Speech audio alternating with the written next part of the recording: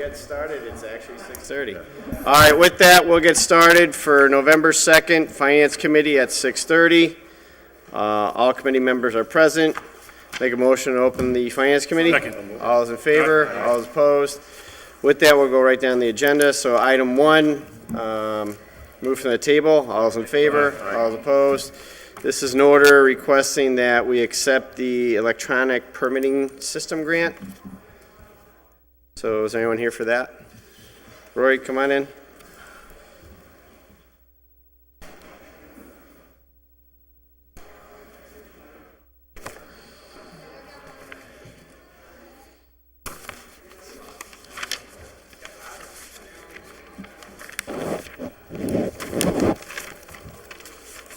How you doing?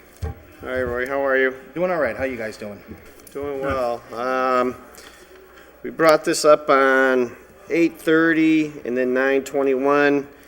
Doing it again now. I know Bellamy at the last one on 9:21 gave us a little information about it, but it still had unresolved questions. So if you want to tell us a little bit about it, and we'll go from there. Yeah. So this is a last December we signed with Lieutenant Governor Karen Polito the Commonwealth Compact. It's an initiative under the Baker-Polito administration. And one of the benefits of signing this type of a compact is it makes you eligible for certain types of grants. So one of those grants that came forward was an IT grant. And so one of the initiatives that we've been working on at City Hall with a number of different departments is an electronic permitting. We feel that it would, allow our inspectors to be able to provide a better level of service, in real time have access to tax records, building record history, any kind of permits or issues that have come up at a property, and as far as even being able to issue the permits on site.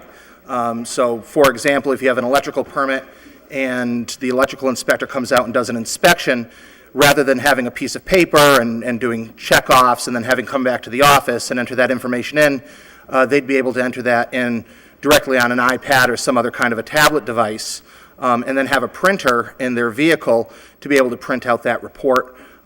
It would also allow that information to be uploaded to a central database in real time. That would cut down on the workload for staff in the office, and as I mentioned at the outset, better level of customer service for our constituents. So we applied for this grant, and we were awarded about $48,000. Yeah, $48,975. That's correct.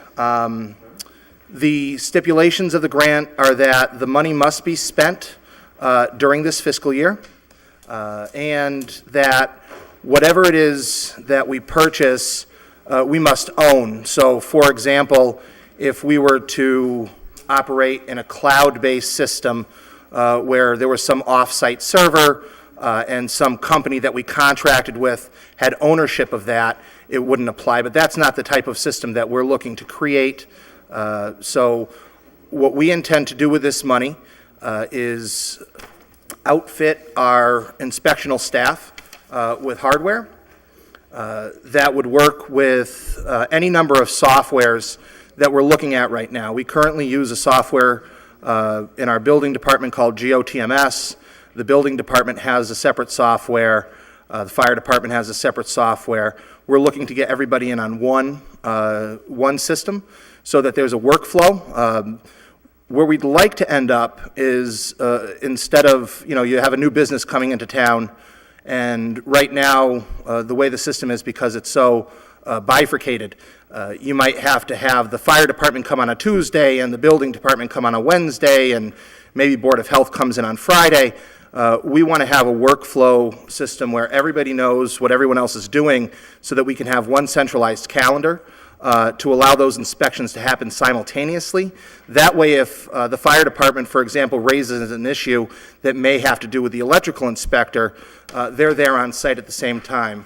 So the softwares that we're looking at, and then in turn the hardware that we would purchase using this grant money would allow for us to achieve that goal. Jimmy? Yeah, hey, thank you, Rory.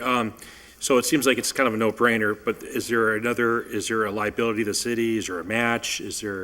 There's no match. As I mentioned, there's really only two stipulations, that the money is spent this fiscal year, and that whatever it is that we purchase, that we retain ownership of. So I'm sorry, go ahead. So what do we need to purchase, and how much will that cost?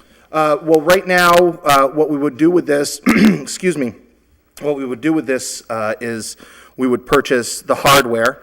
Which is that? Those could be, well, we don't know exactly because that would be dependent on the software.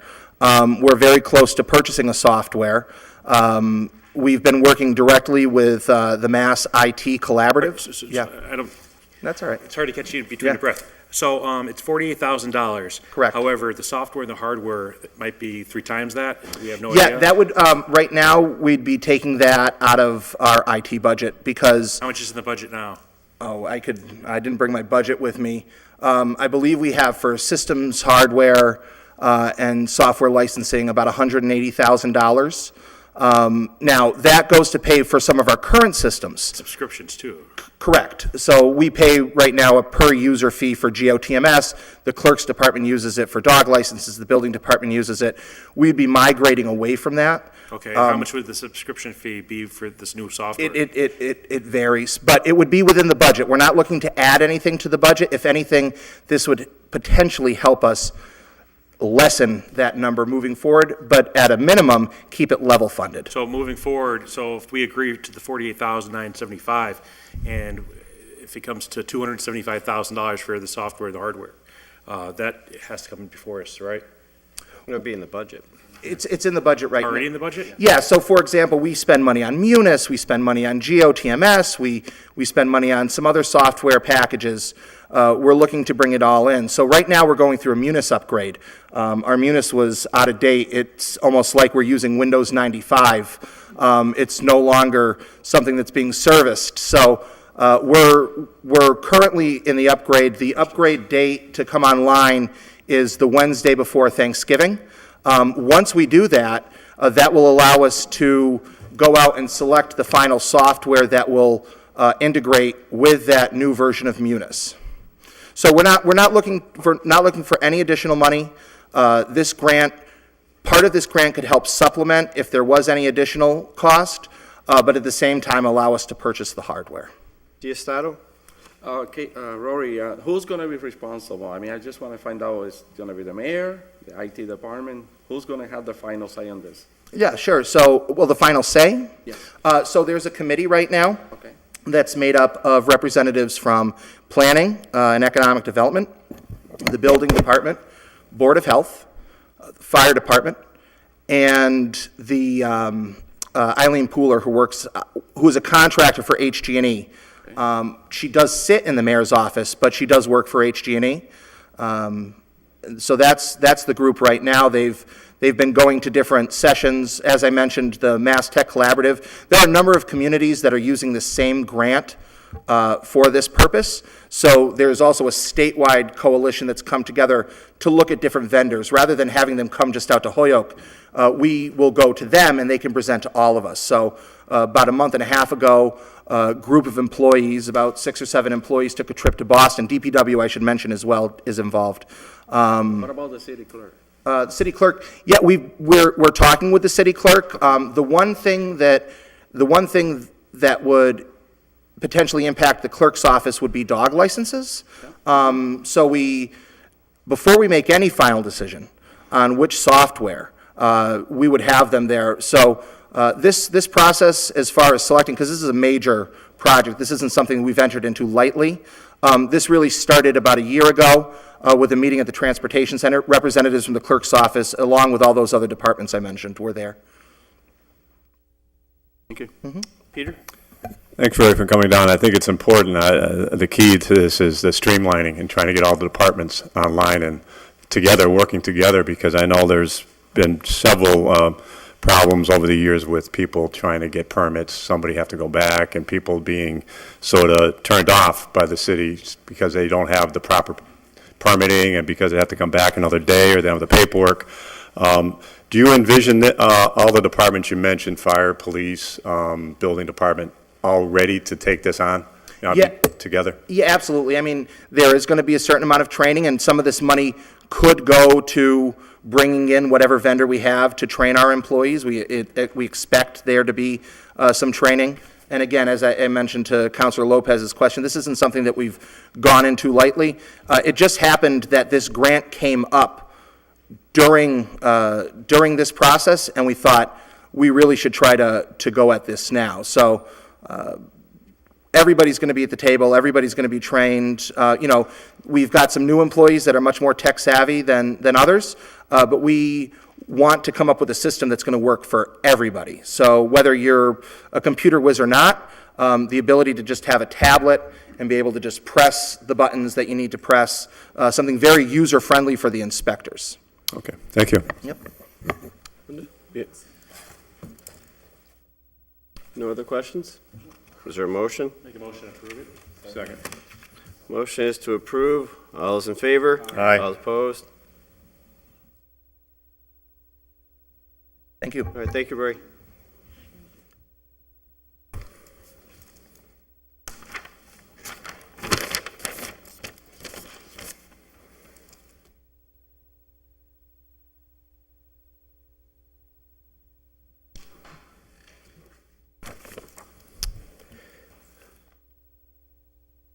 All right, make a motion to move item number 2 from the table. All those in favor? Aye. All opposed? This is the one for the jail program grant.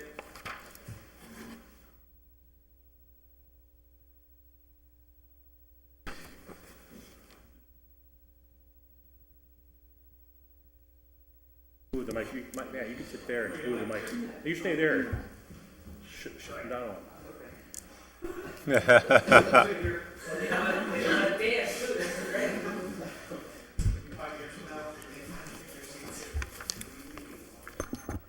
All right, how are you? Fun of the short guy, that my mic was all the way up here? Okay. All right, so we have a grant here. You want to tell us a little bit about it? Yeah, that's our second, jail diversion grant. Just like the last one, this is a 3-year grant. It's $45,000 per year for 3 years, so. And what that is basically trains the police department as well as the fire department now in crisis intervention as being first responders on the scene. So, give us a little more detail. Who will receive the funds from this? It's a police department grant. However, this year, because we have 75% of our officers trained, we felt that as firefighters and first responders to many incidents, that they could use the training as well. So we included them this year in that. So we hope to have almost 100% of our staff, as well as a good majority of the fire department trained. So, yes. I guess my question is, It's- anyone receiving the training, so it could be current, his brother. Okay, I'll be right clear. Can he vote on it is the question that he's Sarah? asking. Because they're not getting any financial benefit. No. Train. Right, But okay. Actually, the employees are getting paid to attend the training. Whether it's their day off or not. Just abstain. I abstain then. Yeah. Just for safety purposes. For And what it is, it's a 40-hour training course. Any matching fund for this? No, there's no matching. Anyone else? Questions? Any questions, Joe, Dan? No? I'll Right. make a motion to approve. Second. Motion is to approve. It was seconded. All those in favor? Aye. All those opposed? And one abstain.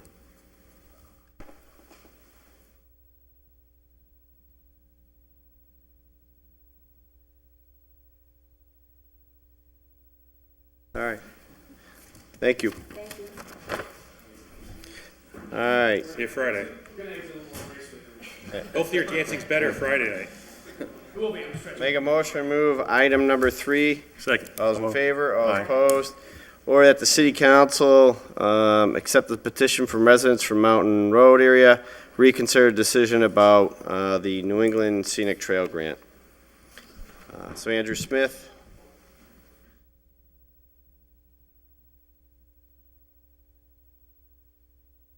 And just to remind the council, this is a grant that we accepted to put a trail, a scenic trail. But then what happened, residents were notified of that because all we did is accept the grant and have asked that we reconsider our actions. So first, we'll turn it over to Andrew because we had questions that were sent to you by the last meeting as to whether we can give the money back. Oh, okay. And can you move the trail from where you're considering it to somewhere else?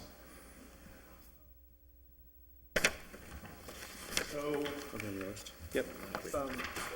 If I may, I'm gonna just kind of do a little bit of history, just because there's a lot of people in the room. I just want to kind of describe the history of the site and kind of lay the table as to how we got to this, and then I'll answer those 2 specific questions that were asked earlier. Basically, I don't have any. to make a long story short, in 1924, the city of Holyoke took a piece of property to operate a firing range for training local militias. From, I'm not aware, but my understanding was from the abutter, and that was, Whoa, stop. pardon. We're gonna have someone speak, then we'll get to the public. Yeah. Questions will come after. Yeah.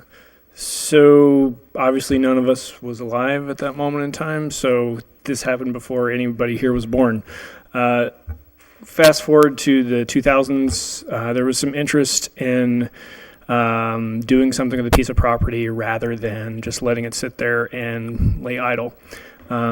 Simultaneously, there was the discovery that there were some residual contaminants, lead, arsenic, and antimony were the 3 contaminants that were identified on site.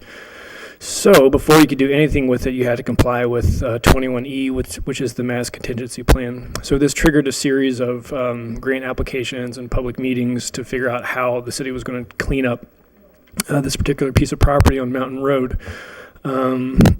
So as you're familiar with Mountain Road, it's very rural, it's residential, there's farms, there's beautiful overlooks, and it's unusual for a brownfield to be located in the middle of this type of setting.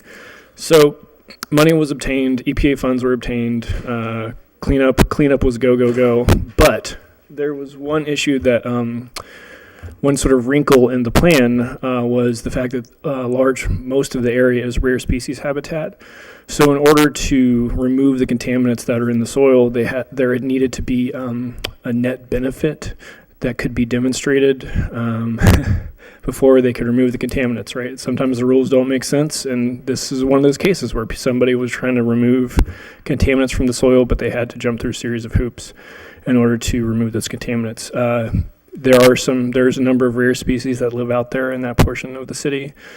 People who live out there probably could tell you what they are. Legally, we're not allowed to tell in the public because it's data restricted, because the concern is that if somebody says, you have species X living out here, then somebody might say, I don't want species X living out here, I'm going to get rid of it.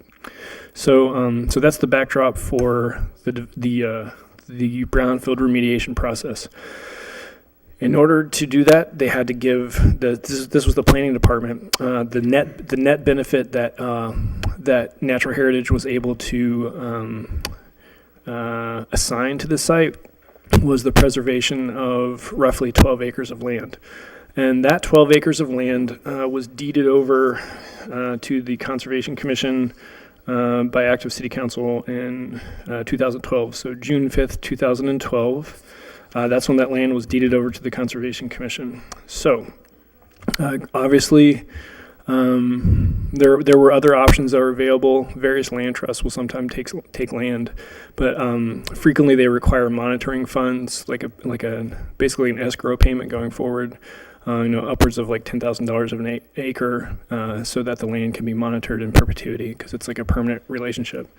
So when that deed restriction was recorded in 2012, so it was done under Mass General Law, Chapter 40, Section 8C. Mass General Law, Chapter 40, Section 8C, basically states that conservation commissions have administrative control over land. So basically, the land, once it's in the Conservation Commission's portfolio, they're the administrative authority for how the land gets used. So that's why, a grant was applied for to make some improvements to the piece of property rather than leaving it fallow. So one of the things that I wanted to point out in 2012, when that A&R was when the land was deeded over to the Conservation Commission by the act of City Council on June 5th, 2012, a document went along with that, which was an A&R, which is an approval not required plan, which subdivided 2 2-acre lots out from the overall portion of from the overall parcel. So in 2012, specifically September 25th, 2012, when this land was surveyed, there was a documented presence of a trail on site. So the presence of the trail, as documented by Ned Huntley surveyors, 2012, was present before this grant was applied for. Another piece of data that is worth considering was May 21st, 2015, City Council accepted a trail easement from the Connecticut River Watershed Council that would allow the City of Holyoke to cross across land that belongs to the Connecticut River Watershed Council. All of this was done in duly posted public hearings. And currently, as you can see in the document that's in front of you right now with the sort of highlighted yellow portion, what really is apparent is that the existing trail kind of does a hard left. What the goal of this application would be to, rather than have the trail make a hard left, it would make a hard right. And I want to point out that multiple times throughout the history of the Monadnock-Metacomet Trail, 1976, documentation of the trails there go back to 2005 on page 22, map 3, the presence of the trail is there. So really the goal is not necessarily to create a new trail, but rather than to establish a more functioning, an improved trail, one that complies with the intent of the deed. And the intent of the deed at the time when it was recorded was the preservation of natural resources on site. And one of the things that should be noticed is that there is currently a trail crossing of Broad Brook on that piece of property. The trail crossing of Broad Brook is unimproved. People can cross it without having any protection given to the brook itself. So this trail, the monies that have been allocated by DCR for this trail would allow the deed that has been recorded in the property to be complied with to improve that trail crossing so that it's not resulting in degradation of water quality in Broad Brook. So that's one of the data pieces to consider. Most importantly, a data piece that should be considered is that under Chapter 40, Section 8C, the Commission could build a trail if they wanted to, with or without state funding. What this state funding does allow to occur is it allows it to be a nice recreational amenity, and allows the existing trail that's there to be improved and upgraded. So that's sort of the backstory with that. Going forward to some of the specific questions that were asked regarding relocation of the trail itself and whether or not funding could be reprogrammed. It could, but there aren't very many, there aren't many pieces of property that the Commission owns that have sort of network potential. So this would network into the existing M&M trail. So it could happen, but it wouldn't be eligible under this current grant requirement because it's really hard for the DCR to go through and change everything, and they have to go back to their board. There's a board of directors. It's called MARTAB, which is the Massachusetts Recreational Trails Advisory Board, and they review every single application that gets awarded funding. So that would probably be a non-starter.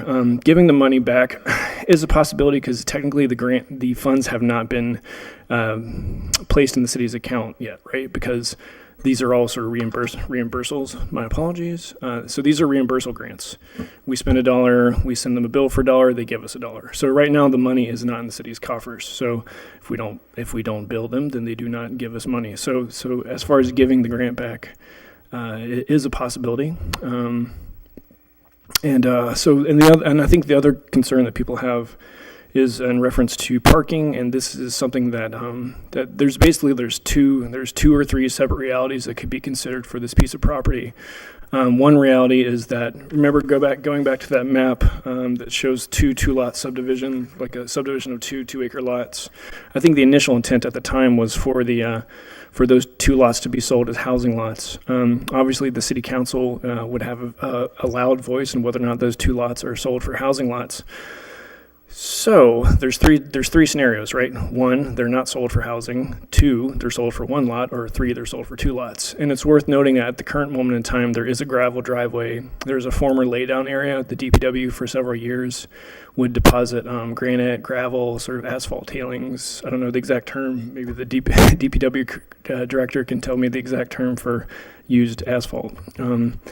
But so that was used for a number of decades. I don't know how long. And so currently you can pull down through a driveway. There is a turn-off parking area that exists at this moment in time. So a lot of the parking scenarios that people have concerns about, a lot of it has to do with the decisions that are made as to whether or not to develop or sell these 2 house lots off for housing. And the third wrinkle that might have people confused is that the land is not itself clean yet. There is a $60,000 community development block grant that has been awarded to allow final closure of the site, so it would be compliant with Mass General Law 21E. So right now, nobody can have a well out there because of the perception of lead contamination. So cleaning up the site would allow the city to put the for sale sign out for those 2 house lots. But I don't know what the answer would be. It's like, I'm not the one who's going to sell them. And there's going to be a discussion and sort of like a dialogue about whether or not to sell those house lots. So if they're not sold, then you have a really nice parking place in existence. If 1 lot is sold, then there could be an option to carve off a little bit of parking. And if 2 lots are sold, there's still it's crazy, believe it or not, but Natural Heritage still has review over where housing locations are going to be on this piece of property, on those 2 house lots that have been carved off.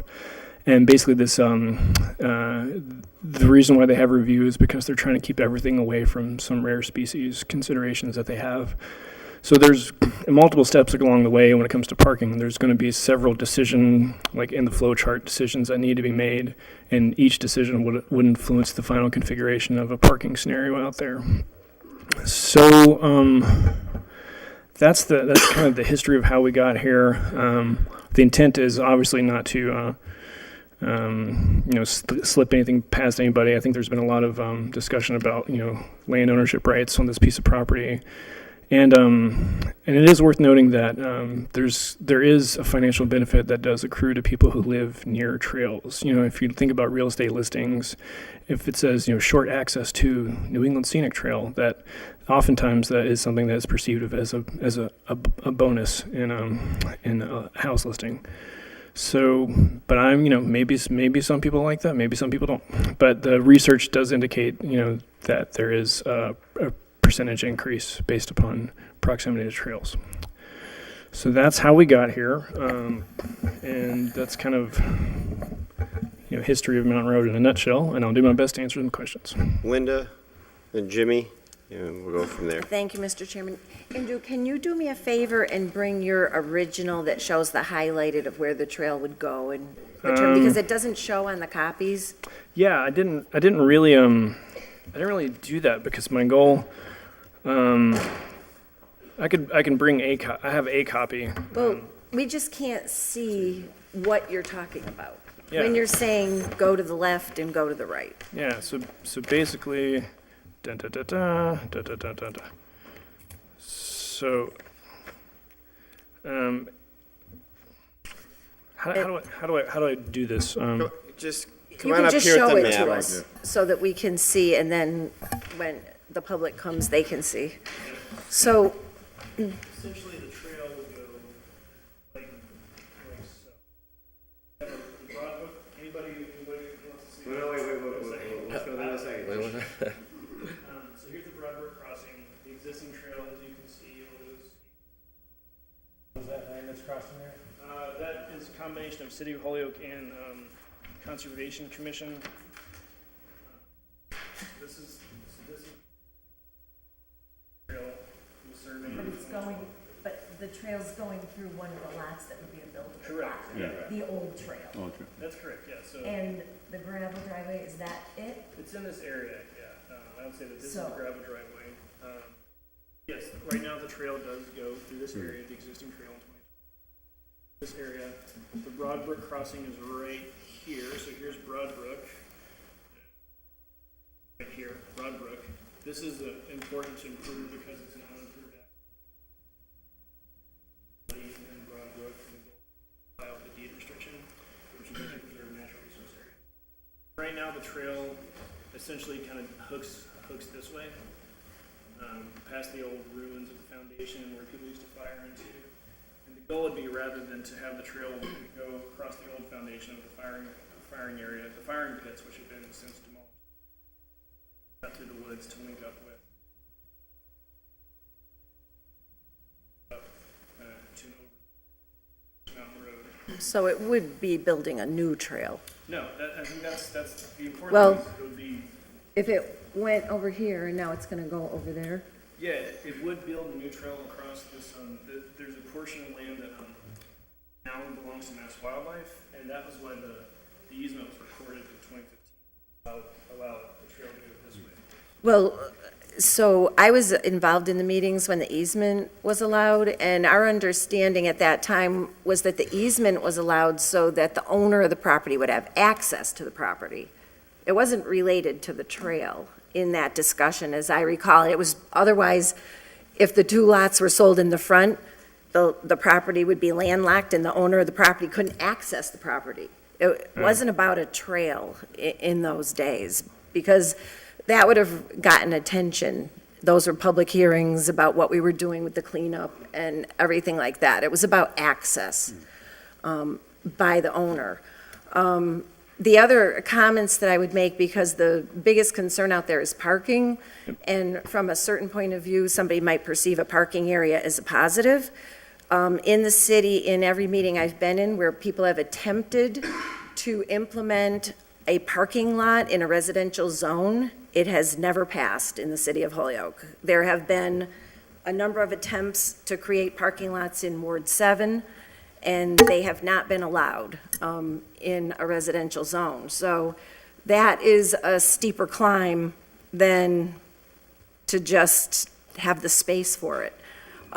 Clearly, in the earlier discussions, the plan and the intent was to sell the two front lots as residential buildable lots so that there would be the opportunity for sale of the property, building of potentially two homes, and the tax revenue to the city for the blighted area, so that there would be some return to the city. Now, that's not to say a plan made in 2012 can't change in 2016. But that has clearly been the intent. That's why it was divided into two 2-acre lots at the time. And so I think what we have here is a threefold situation. I see the Conservation Commission as a neighbor on Mountain Road. So there's no arguing about the authority of the Conservation Commission relative to what it can do on its land that it owns. However, with every other project that we do in the city, if a neighbor is doing a project that impacts on the other neighbors, notice is given, people are aware, they're able to come in and have input before the process starts. And so what happened, I think more by accident than intention here, is that, you know, this opportunity came up, it's a cool idea. Trails in general are a good thing. What happened in terms of the feedback from the neighbors being unaware of it and learning unfortunately about it on television was that they had no opportunity on the process, and they have real concerns about the parking. The parking issue was raised in committee. It was a very quick pressed committee meeting that night, and it was not seen as a controversial project. But questions were raised about the parking, and the overwhelming concern of the people in the neighborhood is the parking and the encroachment in a very rural neighborhood with horse farms, horse boarding, and all other sorts of wildlife. to be turned into a more commercial-like amenity with a parking lot for a trail, and we see what happens at the reservoirs. We've had to take council actions to deal with parking, encroaching into the road and on people's private property or in the neighborhood. So those concerns were raised after the committee had accepted the grant, seeing it as non-controversial. They are real concerns. They, I think, are compelling enough to really make us need to reconsider accepting this grant, because it is definitely going to have an impact in the neighborhood, and we're not even sure. And as far as a parking lot, I know we'd have to go through a whole zoning thing for that. So I just think there's too many assumptions that other things could happen to make this trail viable coming out onto Mountain Road. Public will have an opportunity to see what Andrew showed us at the table here. I know you can't see it from there. And I will be making a motion to let the public speak in this regard, because I don't want to be speaking for people, but those concerns have been raised to me and to Councilor Bartley, who had asked Andrew to go out to the site with him. And then, because Councilor Bartley had spoken to one of the neighbors, we ended up unintentionally having a meeting of about 20 people who gave a lot of feedback. It just sort of happened through a grapevine kind of thing, but was informal. So that's just the general summary that I want to give to paint the picture of why sometimes getting the money isn't always a good thing, because it's there to have. Thank you. Jimmy? Yeah, thank you, Andrew. Me too, at the last meeting, I didn't think it was a controversial thing, the way it was presented to me. How many of the neighbors were notified about that meeting? I would say none, because it's not standard practice. I mean, from my perspective, I wasn't aware of this being a controversial topic based upon the existing trail, so. So so I live on Park Slope, so if I have a trail that's going to be next to my house, there's no notification given to me? Well, I think it depends on, it all varies according to the circumstances, and, it's a learning process. One could look at this and say that this is bad ballet on my part. Maybe increased notification should have been given. I'll eat that error, but I think the construction of a new trail would, I think, require a little more outreach than improving the existing one. Right, so actually, at the last meeting, I felt in order to have neighbors using our Connect phone system to be notified by things like this. And I also think that, we should have reached out through mail notification as well. Just do a quick Google search. This M&M Trail is 114 miles long. More than 125,000 people look forward to walking from one point to the end point. Mm-hmm. So would that be responsible for me to allow, close to 125,000 people trying to, A, find a parking spot, B, trying to go into this location? I think that would not be responsible for me. I look forward to getting grants every day. I ask questions, tough questions. Are we going to match them? What stipulations they have? And I'm not afraid to say no to any grant, especially bringing that many people into a residential neighborhood. I'm certainly, knowing the information I know now, I wouldn't vote for that. I also had a question too, is you had said that, trails are positive things. I'm sure that they could be. I'm sure that they are in certain situations. If I was going maybe to buy a house in a neighborhood, maybe I would say, a trail. Maybe, judging by the size of me, I should start walking on trails.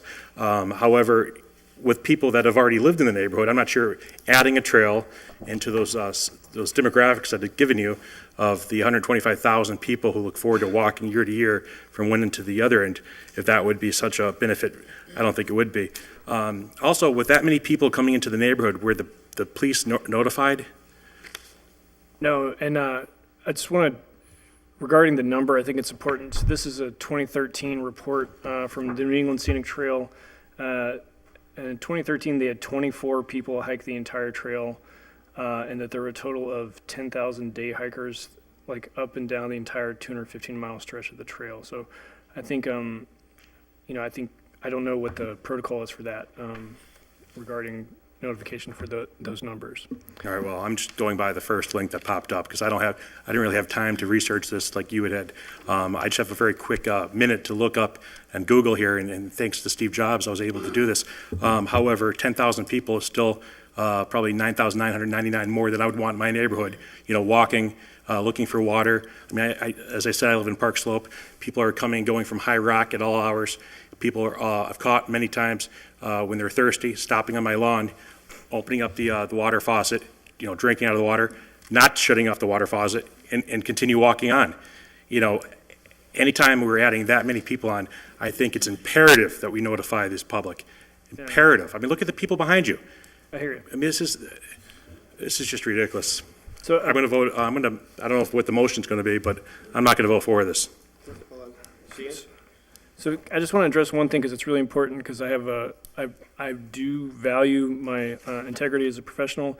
And I want to point out that in 2015, when this easement was recorded, the original order that was filed, it was order number 44.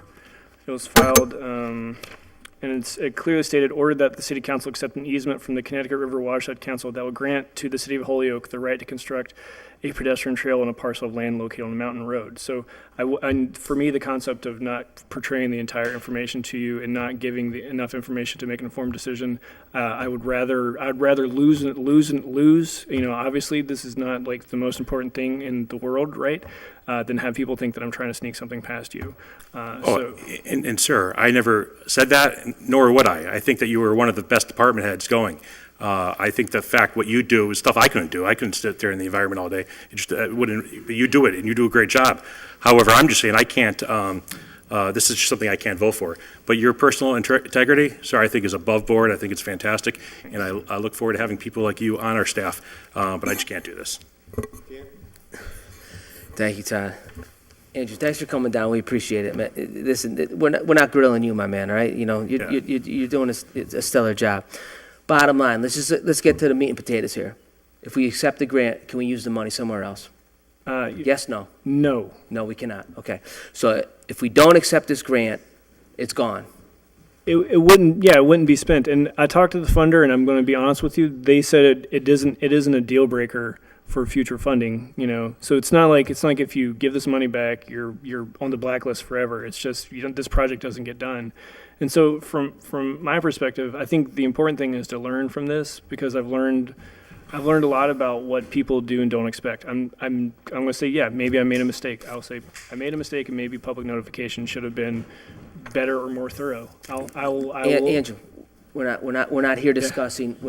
Listen. No mistakes were made. Okay. Grants come into this council all the time, whether it's for the police, for the fire, for the conservation. Hundreds of grants come before us, and we accept it because we just think it's free money. Yeah. 99.9% of the time, we don't know where the money's going. We're just kind of happy that somebody's giving us money because that's what we need to get things done. So this is it's not about you. There's no blame on you or the Conservation Commission at any level. I just think that clearly, if money's coming in, right, and the neighborhood, no matter what ward it's in or what it's for, if the neighborhood says, you know what, we got enough trails, and rest assured, there are hundreds and hundreds and hundreds of trails out in West Holyoke on the mountain roads. I mean, horse trails, dirt bike trails, quads. I mean, there's hundreds of trails out there. Now, whether or not we accept that they should be using it for those purposes, that's not here to be said, but there are multiple farms out there. You can put parking lots wherever you want on that street or any area on the map that you gave us, all that sort of stuff. And again, this is not a criticism of you. The fact of the matter is that the people, after generations upon generations upon generations, have retained their property. If anyone appreciates conservation out there, these are the folks that live out there. And I just think that if the folks that are showing up tonight and the calls that I've been getting, I'm sure the ward counselor has been getting about the fact that, we're not ready that. If somebody wants to walk a trail, they can knock on a door, and I'm sure any of these fine folks will point them to a beautiful trail they can walk upon. As a kid in Holyoke, I grew up in the Boy Scouts. We used to go Mulcahy's Mountain, which was not a justified trail, but he would drive us up in his old CJ7 Jeep, drive us up to the top of the mountain, and he'd let us all camp out there. So I just think that, you know, if we could use the money somewhere else, it'd be great. I mean, there's no question about your integrity as far as I'm concerned, no question about the quality of the job that you're doing. Bottom line is that, you know, if the neighborhood doesn't want it, the neighborhood doesn't want it. And I think we can all we can agree to that. You know, any grant that comes down, again, we accept the money. It's almost like we're just stampers. We just stamp the money. We don't know what's going on. You want a cruiser, you want a trail, here you go, here's the money, thank God. We don't have to match it. City's taxes don't have to go up. So, you know, I just think that we should, you know, with all due respect to your office and this committee, I think that it's best for us, because clearly the folks that are going to be impacted by this don't want it. Thank you. Thank you, Todd. I know there's residents here, they have called, they have a petition, so. We'll make a motion to open up the microphone to allow people to speak in favor or against Second. the grant. All those in favor? Aye. All those opposed? So, no, you sit right there. So if you want to speak, just come up to the microphone right there. Tap it first so we know that it's on.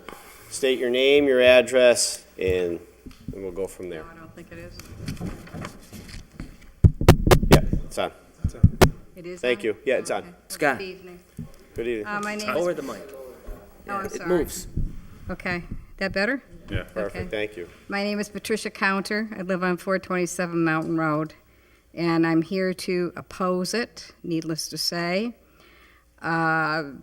I'd like to say something about Mountain Road. It's relatively a very narrow road, and it was never meant to take the volume or the makes, you know, the size of the cars now that, you know, and so we have a problem right away because, and I'm listening to what this gentleman is saying, but if cars are going to be parked on both sides of this road, and I would assume at times there's going to be numbers of cars parked on both sides of this road, I mean, this is a recipe for disaster. You know, we have right now horses, people that are riding or walking their horses up and down the road. We have one young lady that has 3 young children that walks up and down this road. We have joggers, we have people on bicycles, I mean, and so forth and so on. And, I mean, this just simply cannot happen. And aside from the parking situation, we suspect that at some point in time, this is going to become party central, which has happened out there before, which creates another problem. We don't have any fire hydrants on Mountain Road. That could be a major problem. So if somebody is in there and, you know, a cigarette, say careless cigarette smoke or something, so what have we got now? Pumper trucks trying to come up a road which is probably impassable because of these cars, you know, parked where they are. It's just not a very good situation. It's a quiet road. As you're saying now, there's a ton of trails out there. People are using the trails in Whiting's Reservoir. They're using trails behind the gentleman's house on the old East Hampton Road, which raised a red flag for us because there are multiple issues there. We heard them discussed here at one point. There's numerous trails in the reservation. So why are we even talking about a trail on Mountain Road, which is the last really country road left in Holyoke? And if this happens, I mean, what are we looking at? Ruining a beautiful area? You know, it's just not good. And I would imagine that all these people here are here for the same purpose that we are. We're totally, totally opposed to this for a number of reasons. I just can't. I hope this doesn't happen. I would hope that, you know, that you really, really think about this and hope that this just does not happen. But thank you. Thank you. Anyone else? Just up to the mic, please.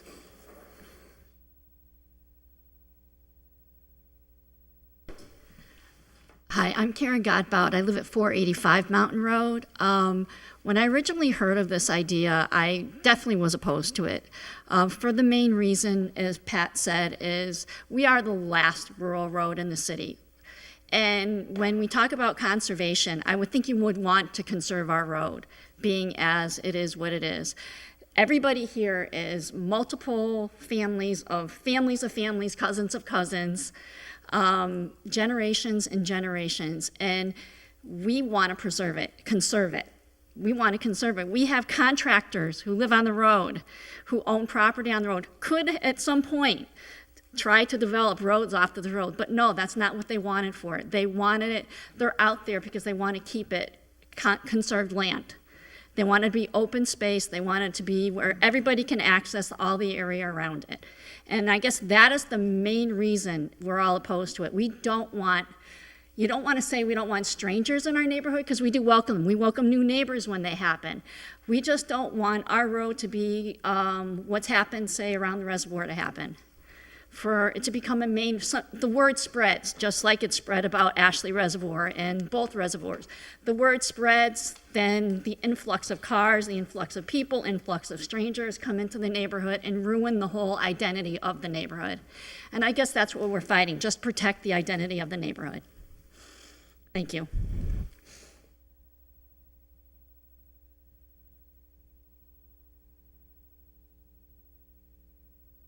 Good evening. My name is Ken Pierce. I am a resident at 338 Mountain Road, and I am directly below the area in question. I wanted to thank my fellow neighbors for talking about the sensitivity of our neighborhood. We are not unfriendly people. We're good neighbors, but we just don't feel that this is the right thing for our neighborhood. Plain and simple. I also wanted to point out that the overall design, again, no disrespect to this gentleman and the efforts that he puts forth for the city. However, it takes into account that it includes two parcels of land. One is the city-owned 12 acres that is known as the former firing range that is currently being cleaned up as a brownfield. Per the last notice that I had received, the grant that was mentioned here is to be executed in 2018. So we're talking a couple of years to finally clean that up, and we've been waiting for that final cleanup. I'll tell you, the city has done a great job in keeping us informed as to the progress on how that goes. However, if the intention is to develop the front plots into 2 lots, 1 lot, no lot, a trail in the middle, that is still to be determined. Now, adjacent to that is the other piece of property that has been deemed as the ownership of the Connecticut River Watershed Council, which allowed the city to take over and act upon it per this grant. I just want to point out that that property is no longer owned by them. That's now owned by the state and the Fish and Game. So according to what you guys all voted on back in May, that was based upon an arrangement with the Connecticut River Watershed, and now not with the current fee owner, which is the state. So again, I'm pointing out that there are a lot more moving pieces in this puzzle if you were to actually execute on an actual trail and actually make it work. I don't think it would. I think that the state has its own interest in the property, and I want to call that out because they have changed the neighborhood by acquiring that land. And again, they have posted their signs. They have invited strangers to walk in. And again, that's already started to happen. So I also wanted to point that out, and I also want to bring that to our attention because I don't think the city has any call on that land anymore. And maybe they should, and maybe they should review how that land exchanged hands. So thank you very much. And again, I oppose this idea. Thank you. Hi, thank you. My name is Erica McKelway, and I am a former resident of Mountain Road. Grew up there, and I am now resided on Rock Valley Road. So as you can see, generations upon generations, we don't leave. I wanted to speak up just because I am probably one of the younger folk here from our area, and I think that the conservation idea is awesome. Andrew, I think you do a fantastic job as well. I think everybody that's spoken about us, thank you, Linda, thank you, James. You know, we all do have a very good connection out there. We're friendly. I think everybody said it a lot. One thing I wanted to mention is that, you know, we start to put more people on a trail that maybe has only had us 20 members or 20 kids, and now it has our 20 kids, and then there'll be their 20 kids and my grandkids. But what has also happened out there is the wildlife. That we are the only rural place left, and there are bears, there are deer. There are bobcat. If we heard down the street, we had an issue in Southampton with a hurt bobcat. Why? Because they have nowhere to go but in the street. So I think the more people we start putting through here, we're going to start redirecting our wildlife, and they're not going to have a place to go. Okay, they're going to be crossing 141, they're going to be crossing 202, they're going to be more deer hit, more bear hit, and right now, that's their home too. So they don't mind us riding our horses, they don't mind us coming through on bicycles or our walking or our dogs, because there's only a few here and there. But when there's 9,999 that maybe we don't want, it could also be a problem for them. Thank you, everybody. Thank you. Thank you.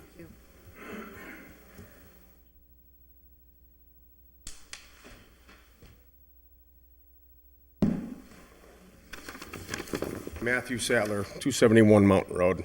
When we first started this, we were talking about endangered species on this piece of property, I believe, and I forgot your name, I apologize.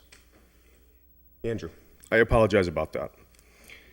You know, the 2-acre lots, the building lots, the hazardous material that the city's used for years and years and years. We were abutters. We were property owners right next to it. They took it by eminent domain. All of a sudden, now there's 2 building lots. We got the conservation coming in. In between Cherry Street Extension and Appleman Highway, do you know how long that trail is? The Appalachian Trail? I don't think it's 3 miles, right? No, it's probably not even that far. And now we want to put another access because Cherry Street Extension is one option right there that they go up and down, and there's parking there because there's wildlife management right there, plenty of parking. Appleman Highway is another access to it. But there's no parking. Maybe 2.5 miles, 3 at best. We're talking about endangered species, which he brought up, and now we're going to bring in more parking. We're going to bring in 2 more building lots. But another thing I'd like to bring up to all of you, they took this eminent domain.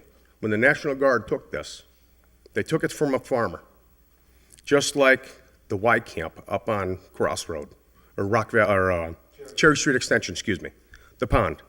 That was donated to the town. That was a handshake from my grandfather. Yep, you can bring in the Boys and Girls Club. They burnt it down. What happened with it? The city sold it to Woods Realty, and they put building lots in there, all the way down it, because prior to that, there was no building lots. Now, you end up with the National Guard taking it over, eminent domain, which was prior to the Cherry Street, and we're dealing with the same thing again. Why not bring it back to the same owners that owned it before? Rather than the town saying, we're going to make some money having 2 new building lots, which doesn't supply gas, water, sewer. So what is the town actually making from it? And on the same token, there's endangered species there, which came directly from him. Why can't the original property owners end up with the same piece of property back that was taken from eminent domain? That's all I have to say. Thank you very much. Anyone else?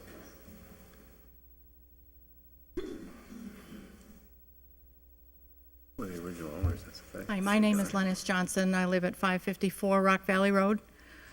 And we have property that sort of abuts this, and we've had trouble with the Metacomet Trail people in the past, where they just decided that they could come on our property and use our property.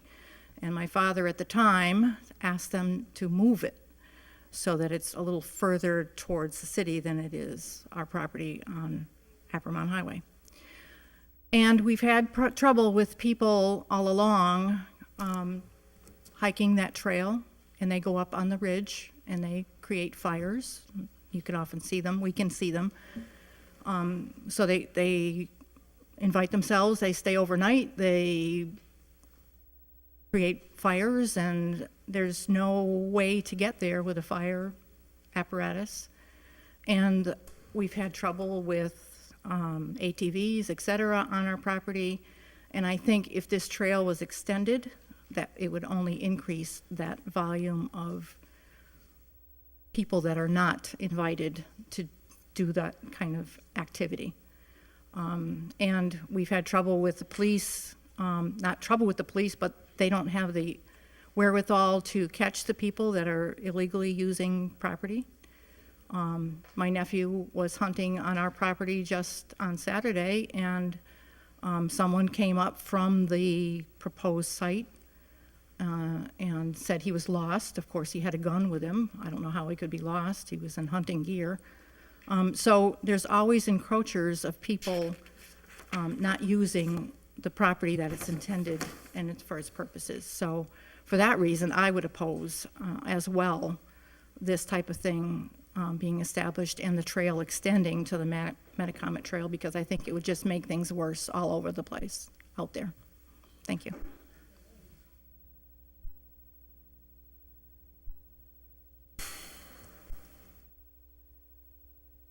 My name is Scott Sattler.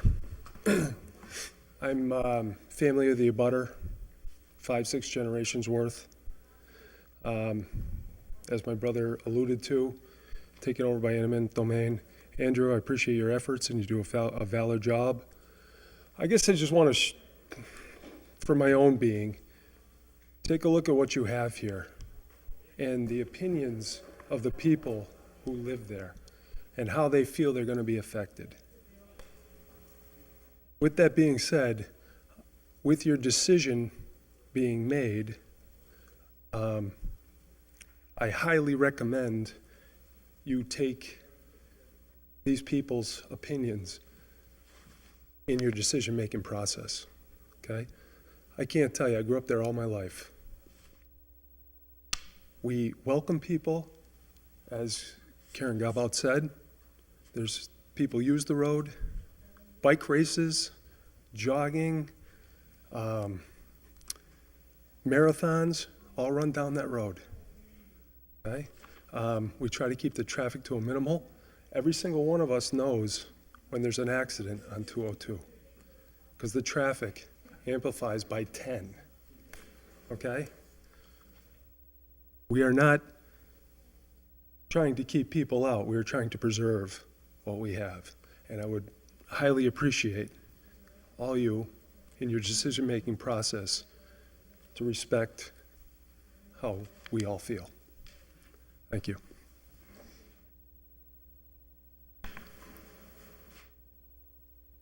Hey, my name's Art Sattler, and I live at 271 Mountain Road, and I know the Sattlers are dominating this. I'm going to ask for a raise. I'm going to ask people here who support this to raise their hand, and then I'm going to ask people who are against it to raise their hand.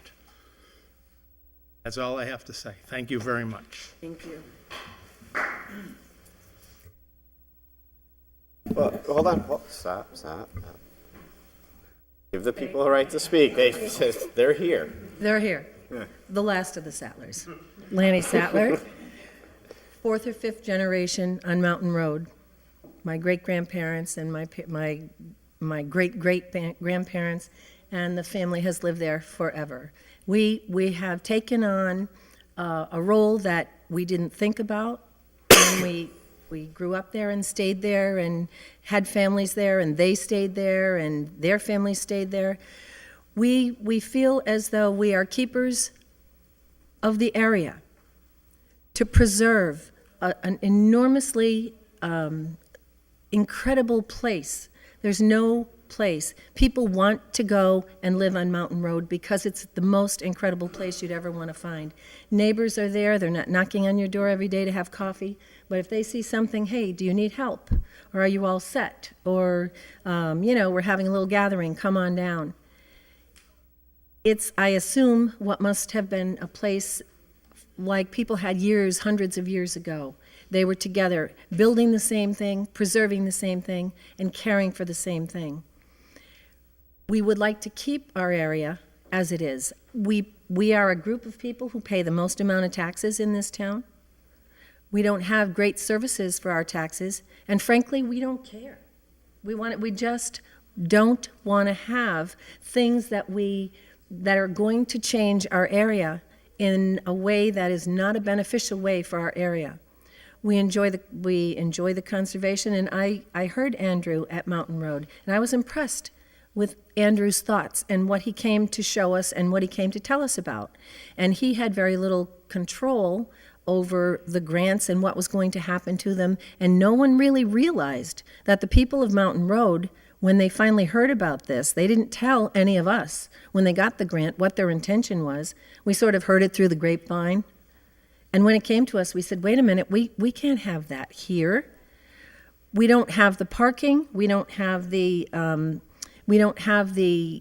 fire protection, we don't have water, we don't have sewerage, we don't have anything. What are they going to do when we have to plow the roads in the winter and there are cars parked on the side? You can't get through hardly the way it is.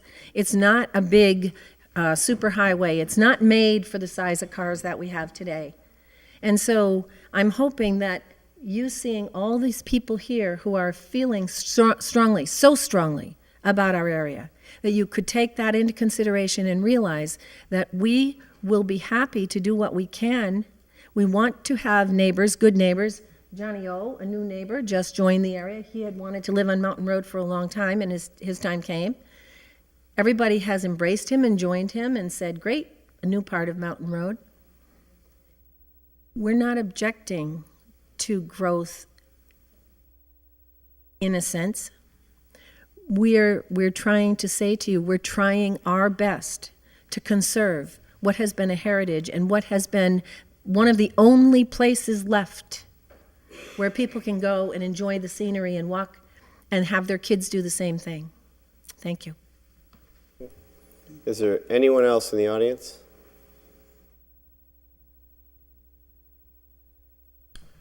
Oops, sorry. Yeah, John Counter, 427 Mountain Road, and I pretty much just want to echo everything that's been said. We've been out there, my wife and I, for over 24 years, and I can't think of a nicer place to live in Massachusetts. Never mind, maybe not. I've been up and down the country. I've been out on the West Coast, and it's just a beautiful area. The people are so friendly, and the whole thing is if you need help, you ask somebody. If they can't do it, somebody else will. And it's just a great neighborhood, and I'd like to just see it stay the way it is. Thank you. Anyone else? Matthew Sadler, 271. Were you able to find out how far those two trails are apart? It's 1.3 miles to that overlook, and it's roughly 3.4 miles from Cherry Street to Appon Highway? To 202. Yeah, from 202 to Cherry Street, it's roughly 3.4 miles. The total distance from 202 to 141 is yeah, but I wasn't asking that part. It's a 5.9 miles. I wasn't asking that part. I wasn't asking from 202 to 141. I was asking from Cherry Street to 141. Oh, Cherry to 141. That would be. Or either or, doesn't matter. They have roughly 2-3 mile trail. Yep, I'd say it's. And they have plenty of access on both sides. So I guess that's what I'm trying to say. There's plenty of spots. It's a short hike. If you want to walk 1 mile, 2 miles, either direction, it doesn't matter. And I appreciate what you've done. I appreciate, how you guys look at it. But again, just like everybody else here has said, there's not a lot of traffic. There's not a lot of parking. There's no way to deal with that. And I don't think anybody here wants it. Thank you for your time. All right, so with that, I'll make a motion to close the public speaking. Second. All's in favor? Aye. All's opposed? The motion will be to, let me just read the order again. Order that accept the petition of the residents and reconsider the decision about the New England Scenic Trail Grant, which would be a motion is to ask that the grant be given back or rescinded, I think is the proper term. And is there a second to that motion? Second. And with that, just. Okay. You're the chair. No, we can have to, whatever. But to everyone here, just to be really fair to Andrew, when it comes to an ordinance committee or another committee, notices will go out to abutters.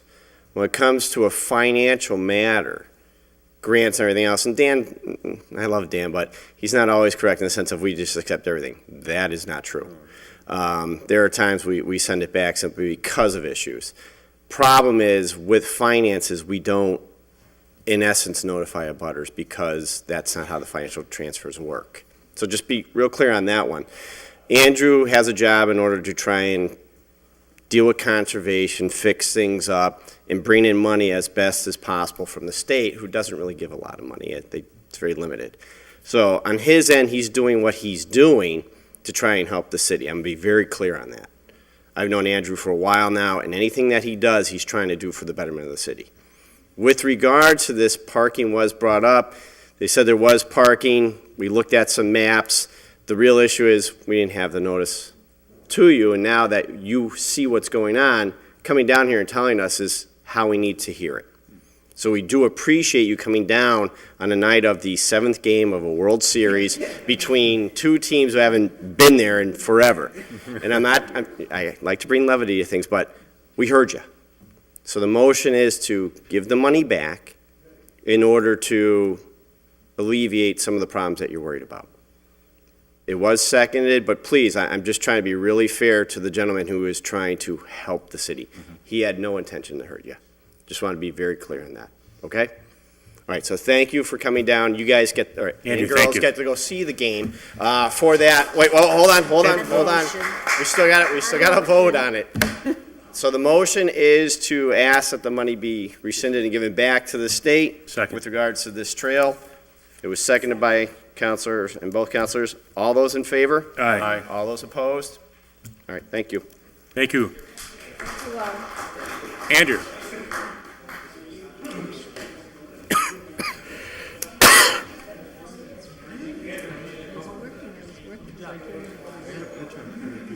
You do? Yeah, I think you'll know some of the people. I found it on my computer.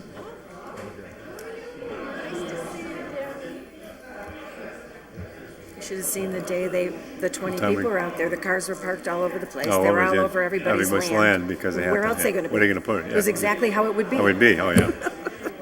You know? They were telling us. You're right.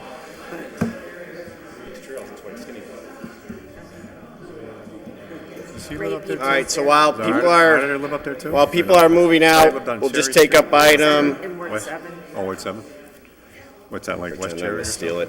West Cherry is That's 7? the Where's gun that? club. Okay. Next item is item number 4, make a motion removed from the table. All those in favor, all those opposed? Aye. At the order, that the mayor please provide the city council with a copy of the contract for Bill Fuquay. This is on the table before you. So with that, seeing how you now have it, we can table it so that you guys can actually read it and come back to it, or say it's complied with, you now have the contract, it's your call. Got it by email a while Yeah, ago. I know, I know. Make a motion, it's I'll make it. complied with. I was going to say comply. Comply with? Okay. He beat me Take to care. it, so I'll All second right, it. sure. That's what we got in the mail? That's what we got. Who made the order, though? Email too? I got it by Counselor Jordan made the order. Maybe by mail. Do you think he Too, might yeah, it have? was in the Maybe packet, by I think, mail, yeah. too. Well, You want that's why table? I'm saying, All right, since Counselor Jordan's not here, I make a motion, we table it. I mean, everyone got a copy. That's all you asked for, though? And you just asked for the copy to be Wasn't that what the provided. order was? Okay. Yeah. All So, right, then, I withdraw that's- that motion. Wants to speak to it? All right. All right, so what we'll do is, prior to anything, come on in, sit down.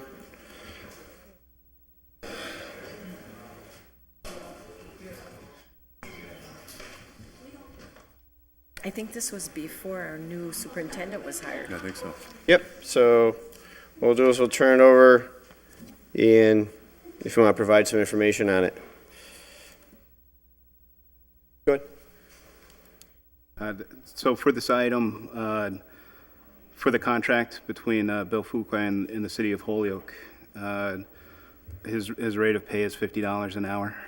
It's kind of an on-call type service that he's providing.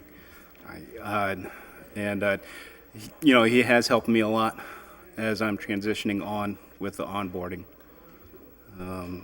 So it's, you know, it's helpful. It's very helpful. He currently has a, No, an open PO for $5,000 as the upper limit. Submits bills monthly with this time.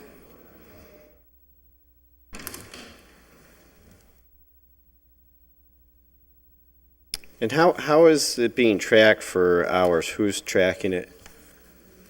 So he submits an invoice with the hours. He has a description for each day that the hours are associated with it. And then we pay the invoice. There's been 3 months, so 3 invoices. Can we get copies of those invoices, or? Suppose. Yeah. We're spending that money. I'm sorry. Go ahead. So there's a lot of functions that the DPW provides for the city. Certain things like the fuel depot, for one. The DPW provides gas for, the sewer department, gas and electric.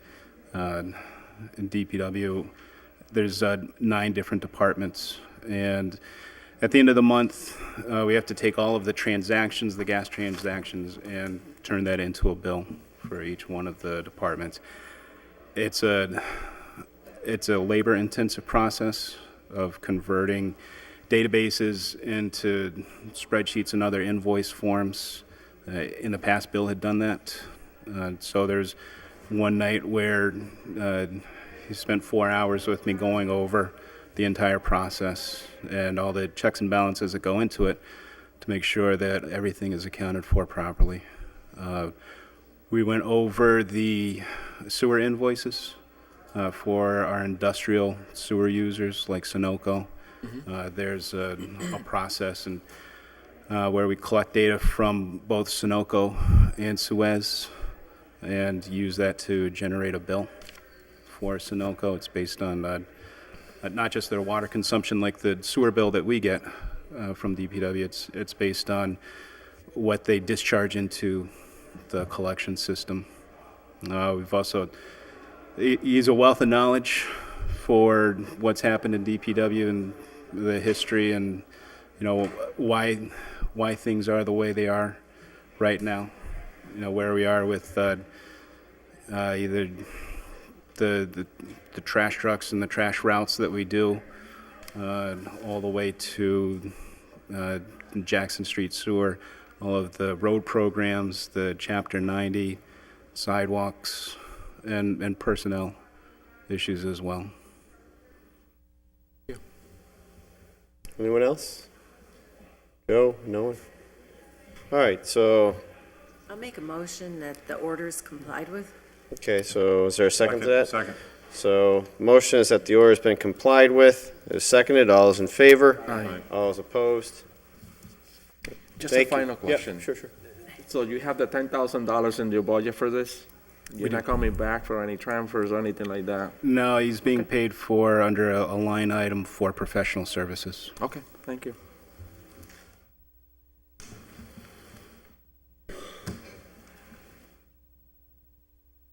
All right. Item number 5, make a motion removed from the table. All those in favor, all those opposed. Order from Councilor Lopez, the mayor, legal department put together one claim agreement for all complaints related to demolition of the Essex House, and then he goes on. So I'll turn it over to the maker of the order. If I may, I just want to see if we have an update and instead of getting only one claim, I just would like to see if you're able to provide all the claims together, and I just want to see how much is going to be the total. Sure. That's basically, I will be honest to you, and I'd rather deal with only one than with 2, 3, or 4, or 5, if you're able to do that. No, I understand. And the first thing I have is I actually have some information for the committee that has thank been you. previously requested on this. Yeah, go ahead. I just have a related question too that may have already come up and I may have forgotten. I just don't recall any discussion about insurance that was held on the building for damages to the building, because usually when there's a mortgage on a building, the lender requires that the building be insured. for damages. Insured by the owner of the Yes. building? Okay. So with this, the damage was clearly the result of the city's building next door falling onto the property at hand. And because the nature of the building is so, like, I believe we had discussed this at a previous committee meeting, that it would cost between $1.2 and $1.8 million to fix. At that point, I mean, if her insurer were to cover the damage and actually repair that, they would come after us for subrogation. Okay, well, thank you for just refreshing me on that. So on the nature of the order itself, we do have, there have been some additional claims made against the city in addition to the proposed settlement for 394 to 396 High. And in the packet I gave you, there is, the committee asked for a breakdown of all the costs associated with this. And on the second page, I did list some of the additional claims. So the first point I'd like to emphasize is that the claims for, oh, I'm sorry. Here I have. So the settlement for 394 to 396 High, these claims in particular are actually still accruing, as opposed to all the other claimants where essentially their damages have stopped. The owners of that particular building have been displaced from the building and they have not been able to go back, versus the other claimants who had to leave for a period of time and then they were able to return. So as you can see on the second page, so we have the settlement for 394 to 396 High, which is before the committee on a separate order. We did come to an agreement with the Salsa Renge restaurant for a settlement of $20,000. We do have a signed agreement. We were going to fund that with free cash when it becomes available. As for the other three claimants listed on the sheet, we have not come to terms. Well, first of all, for MD Beauty Salon, again, that's accruing on the monthly basis. But for Old San Juan Bakery and the owner of 390, 392 High Street, we haven't come to an agreement really on a settlement figure. So a settlement essentially is an agreement to avoid further litigation. It's a meeting of the minds.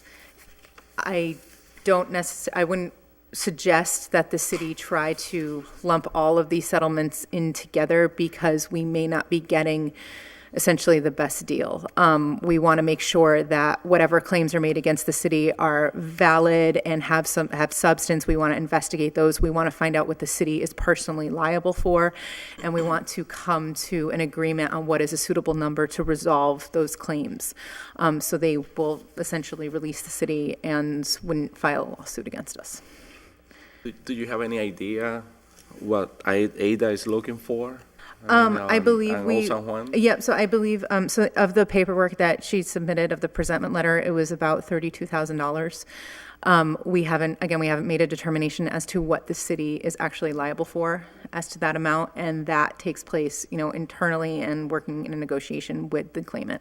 So let me ask you a different question. Mm-hmm. How long do you need to see if you can get a settlement with Old San Juan Bakery and ADA? So do you say if with Old 30 San Juan days Bakery? or- Yeah. Yes. So with the bakery in particular, we have been, Kara had actually been in discussions with them. We've exchanged a lot of paperwork.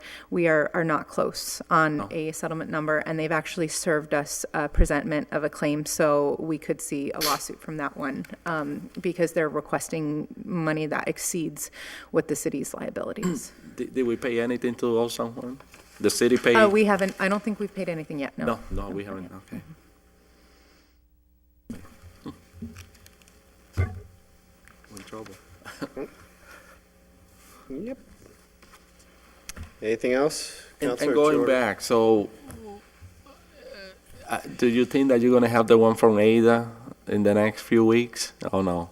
Yeah, certainly, because we were planning on funding the other agreement with free cash. Okay. I can work on that and get something, I can put both of those before the council together. At least If we can come to an agreement. If we can get those three and move forward,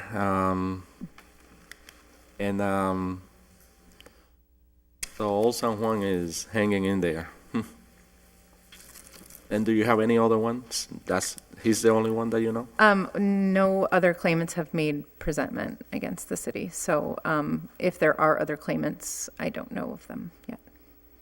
So is it fair to say that this whole deal is gonna cost over close to $500,000? I mean, it could. Okay. So, Counselor, seeing how there's still some stuff outstanding, do you want to table it until we get more updates? Yeah, and I will be honest to you, if we get Ada, we have Salsarengue, and we get, the other one, from what she's saying is that we will be, I think that's gonna be a lawsuit. I think that doesn't make sense to hold the other trees and move forward. I don't wanna do it that way, but I mean, I don't think we have a choice. Okay. So, it's your order. What would you like us to do?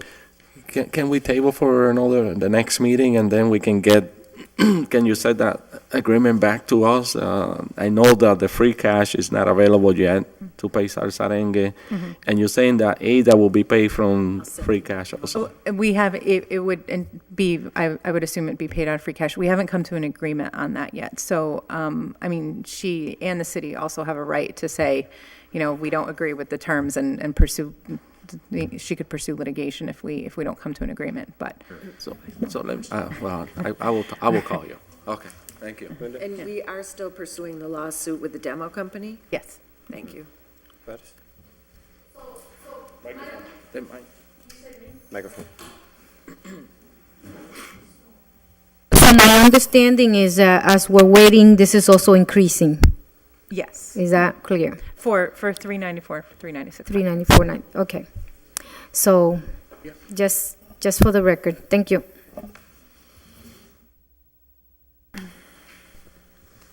Okay, so the motion is to table it. It was seconded. All those in favor? Aye. All those opposed? No. 4-1, table. All right, so item number 6. Make a motion move from the table. All those in favor? Aye. All those opposed? Order that the Fire Alarm Division provide the Finance Committee with a breakdown of the traffic lights, crossing guard areas.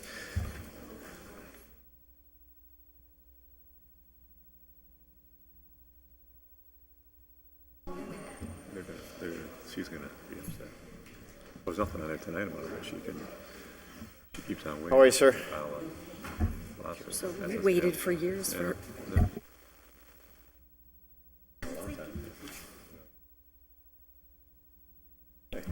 Thank you. Cheerful colors here.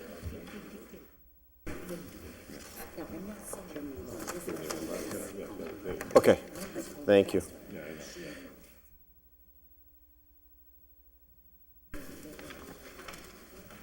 All right, so I'll turn it over to you guys and see.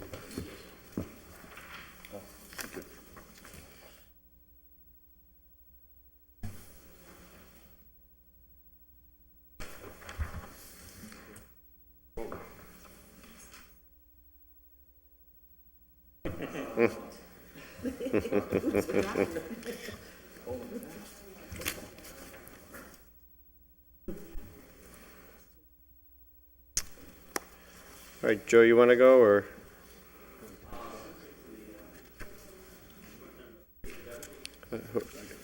Yeah, microphone, whoever wants to start, I mean.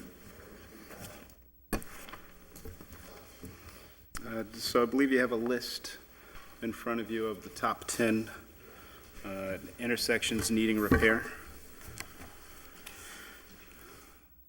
And you also have a cost estimate. It was prepared by the DP Lobby and engineering staff for the repair of these 10 intersections. It's worth noting that of these 10 intersections, numbers 1, 2, 3, 4, and 7 are included in the bond package. So 1, 2, 3, 4, and 7. 7. Correct. All right, so the bond, the reason why this was brought up with some of the other orders, the final orders here, are because it's going to be tied into the bond. On the bond that we received, the request is, man, that is small, roughly 1.3 million, and it gives the traffic signal intersections, which then you just correctly said is 1, 2, 3, 4, and 7 on this list here. Sure. So on the list of the top 10 intersections needing repair. Yep. On that list, numbers, and this list was prepared by city staff doing an assessment of all of the intersections, which ones are the worst, which deserve the most attention.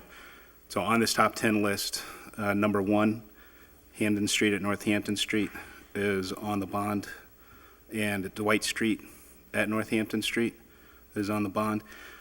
For the costs associated with the bond, it is for design services of the intersection rehabilitation. The intent would be to get this project on a TIP project because there's a lot involved in working on Northampton Street since it's a state highway, and also these two intersections, they're close together. So we would be looking to improve the entire corridor between Dwight and Hampden. So the money that's on the bond would pay for the design of that project to be paid for by the state on a tip. What would be the projected timetable of getting 1, 2, 3, 4, and 7 fixed and up and running? Seeing how it was broken down again this morning. So 3, 4, and 7?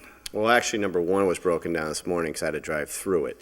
So my question is, you're saying the bond for 1.3, roughly, it's 1.260, is only bonding for design, and then you're going to try and get on the tip by the state. We approved the bond. What is the time estimate as to when these lights are going to get fixed? 1 and 2? I would Call have it to 1, get back. 2, Well, I would have 4, to get back 7. to you on 1 and 2. Okay, 1 and 2. 3, 4, and 7, I believe those are replacements of the existing lights. So those would happen much faster. Those are ASAP, and 1 and 2 is, what's the time frame? It could be anywhere 2 years plus, because we would be working with the state, and we're at their mercy. So my question to you, Joe, is if we did 3 and 4 and got those done ASAP, could you steal the parts to do 1 and 2 to keep them up and running, or?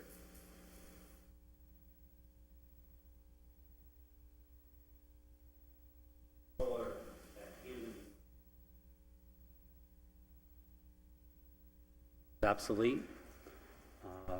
There's no replacements for it.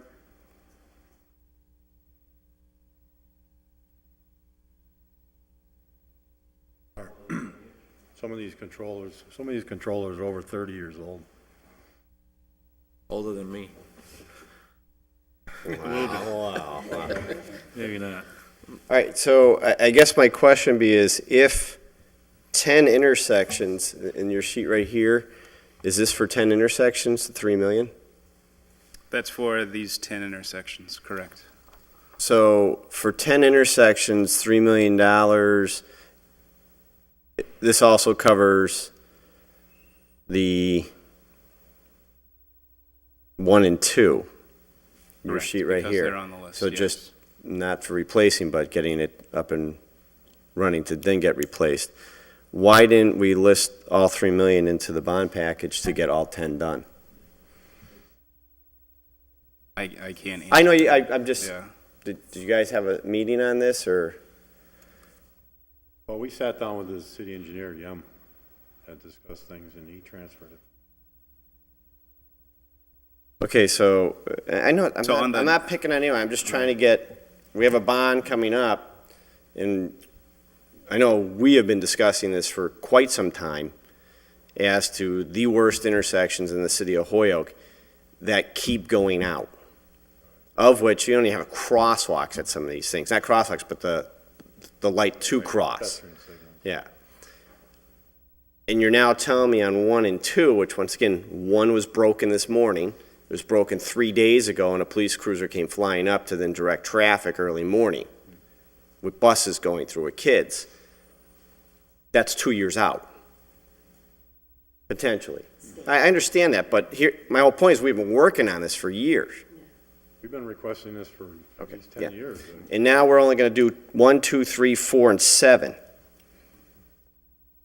I'm just pointing out an issue.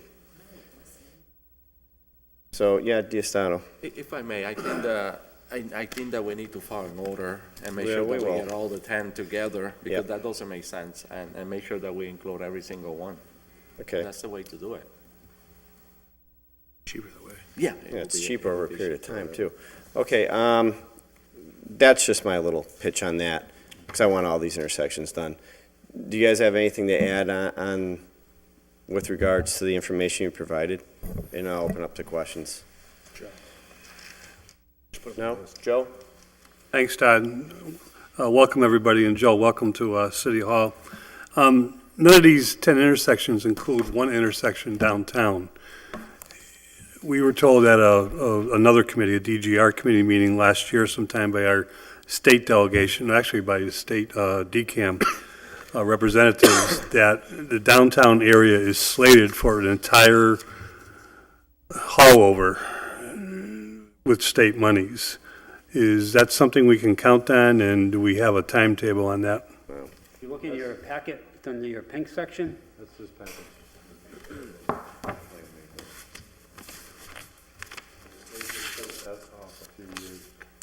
That was my next question. 2020. Because is there anything we can do or anything the city can do to reverse and expedite? I mean, downtown is a mess and dangerous. It's, the pedestrian lights are useless because they're the first, I'm preaching to the choir, the first 20 seconds of a green cycle. So for that project, what the city can do is complete the design. If the design is at 100%, then it's shovel-ready, it's bid-ready. Correct, I understand. And there are times where DOT, with their TIP program, the year is underfunded, and they'll have excess money. And if that's the case, they can advance a project from 2020 to the year where they have money, as long as it's ready to go. Are we capable of doing the design phase? Do we have the resources and the money? Yes, we're contracted with Malone and McBrome to do the design, and they are advancing the design. They're working on it. We've had one pedestrian fatality, and we've had numerous issues and accidents just in recent time. But this is not going to get better until these Maple Street, High Street is redone completely. And if we can expedite anything for the design phase, I think we can work on the pushing the right buttons with the state. Thank you. Any other questions for them? No? All right. It's been complied with? Yep. Thank you, gentlemen. Order that has been complied with. All is in favor? Aye. All is opposed? Thank you very much. All right, make a motion to remove, Cubs, you're 1-0. Cubs first. All right. item number 7 from the table. All is in favor? All is opposed? Order hat, but it should be that. The mayor provide a list of all potential bond options, requested options for the city mayor and should meet. And finance to develop and establish a priority list with regards to the overall bond package. So we did receive the mayor's bond request for $21,706,000, and that was September 6th. So that was sent to finance. And this, I guess, the list that he has is his priority list. So I guess that's complied with. Make a motion to be complied with. All those in favor? All those opposed? Move item number 8 from the agenda. All in favor? All opposed? Or that the DPW or Park and Rec become before the Finance Committee to do a breakdown of the bond package for the fields that were approved for the bond, which is Roberts Field, Crozier Field, Mackenzie, so on and so forth. That was Joyce for the Point. bond that we approved like a year Yep, ago. yep, twice. Somehow Jones Point fell off that one, right? Yep. So with that, Joints point? yeah. Joints? Jones. Oh, joints, it says there. Take care of it.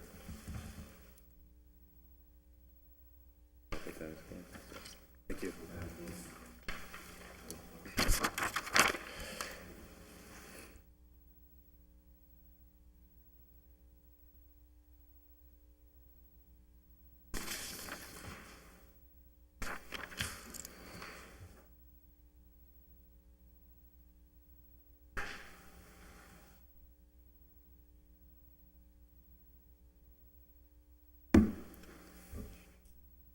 All right, can you just go through the list that you handed us and kind of give us a breakdown of the projects?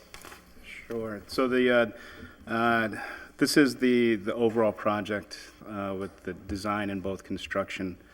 If you look in the top portion, administration and professional fees, this is the engineering services contract that the city has with BSC. They're the design consultant, and they're also providing construction administration. So we provided the 5 tasks that they have under contract right now, and their invoices to date, and that's in the expended column. There's still some services that they have for construction administration related to Roberts Field and Mackenzie Field, and also the design of the Mackenzie Field House and construction phase services associated with that. Go ahead. Jimmy? Yeah, thank you. So what happened with the Jones Point? My understanding is that there wasn't enough room in the budget to include Roberts Field, Mackenzie Field, and the tennis courts. How come, and you weren't here, so I'll address this to Terry, how come we weren't notified?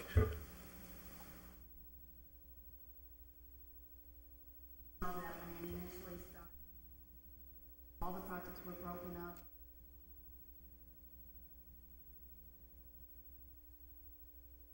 We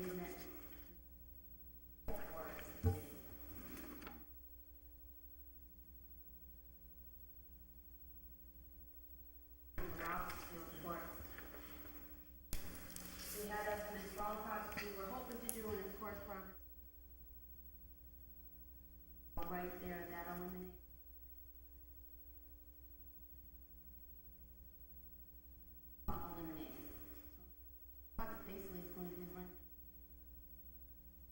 Isn't Roberts Field already done? But we,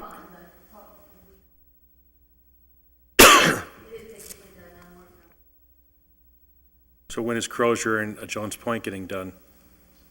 They're included in the bond to be paid. And also for the tennis courts, the engineer's estimate for all 3 projects, so Crozier, Jones Point, and at the high school, was around $850,000. The design was completed. It was put out to bid. The low bid was $1.28 million.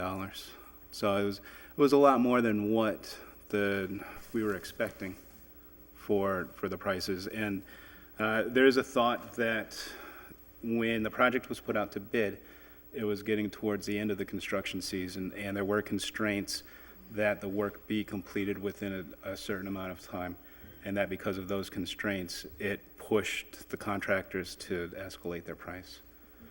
And the thought is that if we go back out to bid with the same design, that the next time we'll have more favorable bid results if the timing of the bid is done properly. So, Jimmy, got any Yeah, question? no, I'm fine. Hey, so, when we did the first bond, it was for Crozier Field to do the tennis courts and then a parking area. in Roberts Field, Mackenzie, including the house, that's falling on its own, so it might just get there on its own. And then that was approved. That came back and we added Jones Point with more money to take care of the issues down there. Plus we accepted a grant to go with that. So, My understanding was we went after the grant, but we weren't awarded the grant. so now the grant wasn't awarded to us. Applied for, but not awarded. So it applied for and never got it. And I think the grant was for about 280,000. Then, yeah.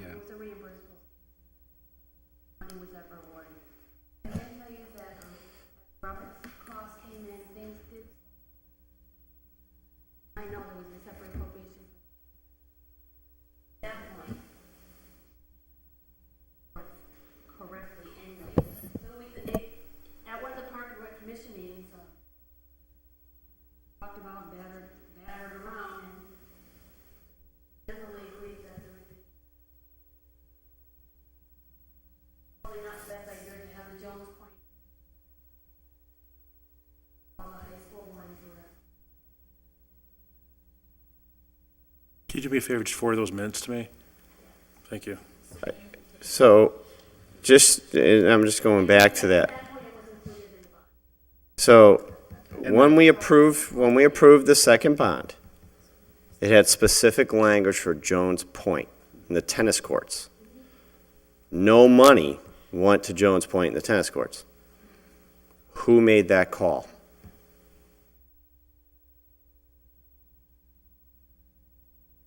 Is there minutes to that? Is it written down somewhere? The Park and Rec actually, yes, on the other dollar amounts and what,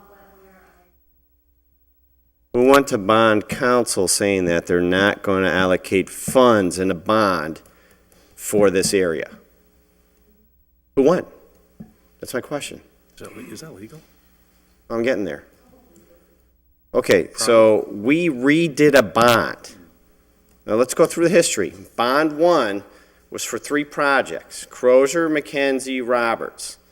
We came back and redid the bond language to include Jones Point specifically.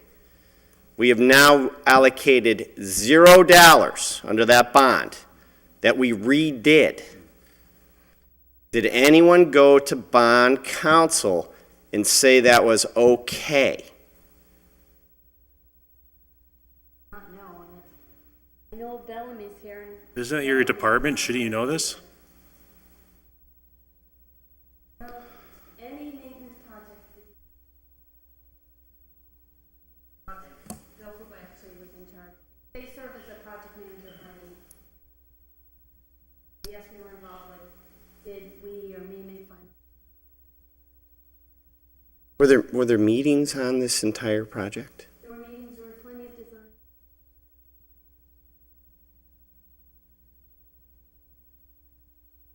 Within those meetings, was there a discussion that we're going to reallocate funds towards Roberts and some to Mackenzie, and we're taking it all from Jones Point?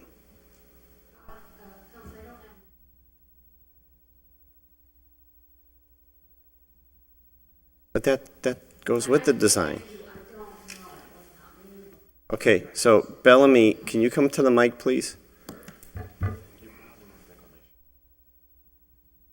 About the same commission. Can you answer my question, which is, we redid a bond twice, specifically allocating language and money to a certain project.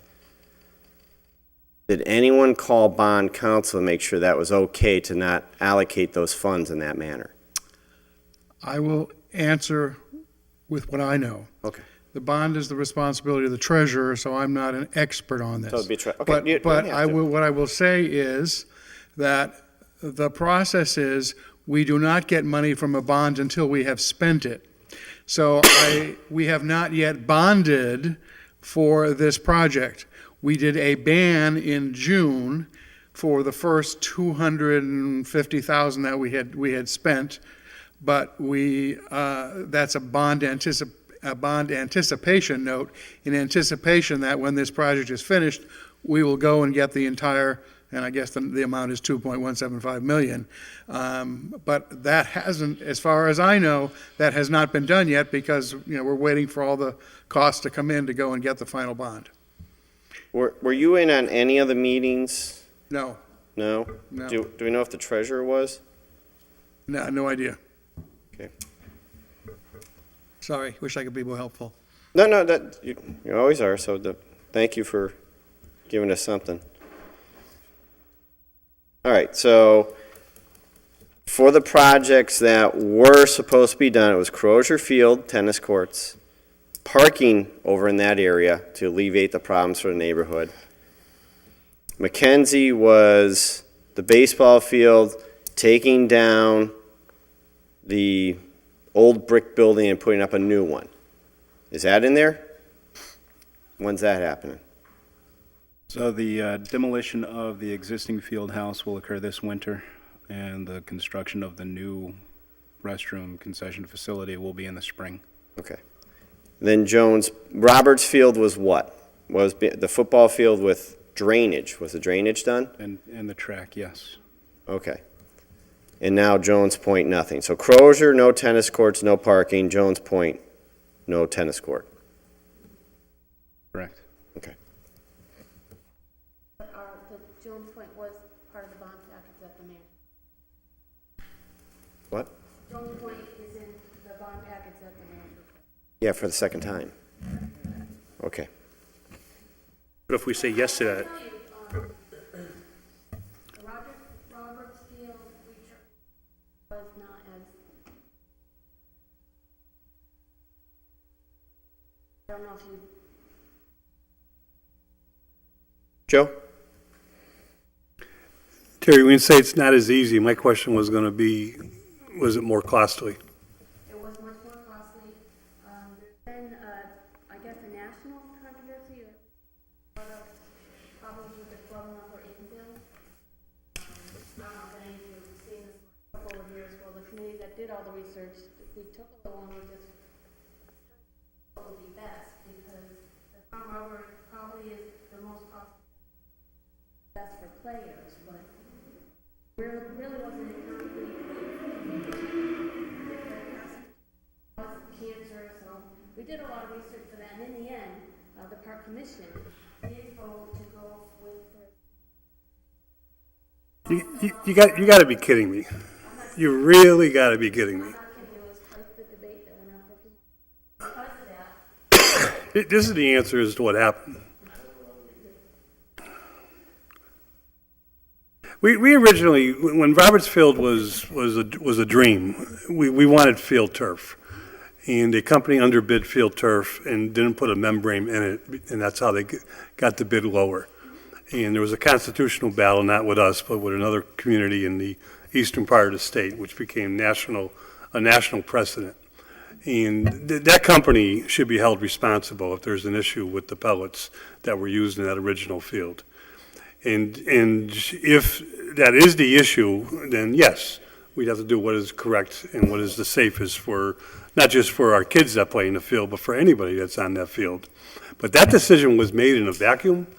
I mean, how do you decide to, because when we bonded for Roberts Field, we did so for this particular turf so that we could, and you know, because you do a great job of renting the field, of attracting, beyond high school sports, of attracting, amateur and pro, semi-pro sports into the city.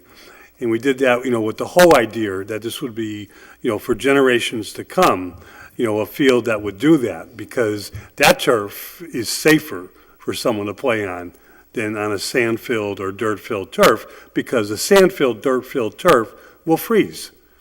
We have the 100th game of the Hoyokai Chicopee football game coming up in 2 weeks. If the weather changes for the first time in 12 years, they'll be using ice skates again. And where goes the whole thing of Roberts Field being unique and being able to be marketed and being able to pay off the original bond and now being able to pay off this bond? Kara, I'm not asking a question, I'm just talking. say that, the three commissioners felt very strong about not using infield The three parks commissioner is not in charge of the field, the DPW is. You know, in all honesty, it was never really settled, because if it came to a bill, I don't know how it would have ended.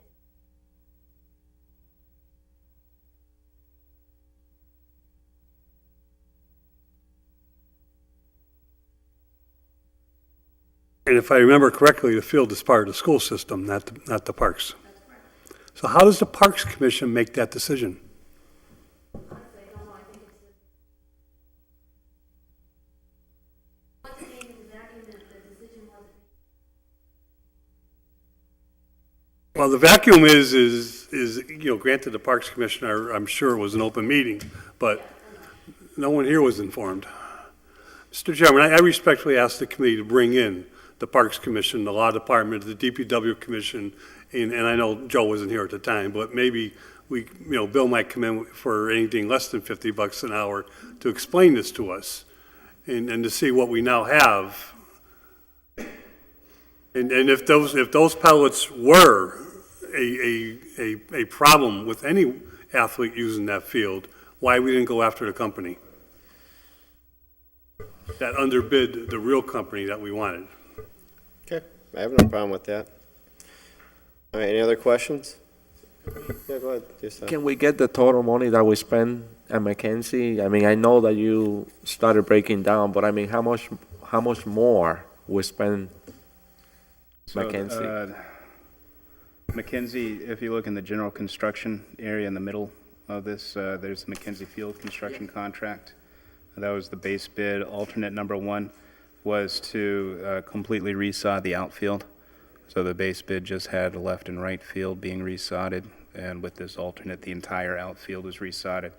And then there is one change order that's outstanding for $20,000. So the total construction cost is $195,000 for Mackenzie. That's just for the field, the improvements to the fence. That doesn't include the field house. There's an estimate for field house construction of $325,000. That's for the new field house. What's not listed here is the demolition of the existing field house. We have a design, and you know, we think that within the contingency that we currently have in the budget, that we will be able to demolish and do the necessary site work for the existing field house.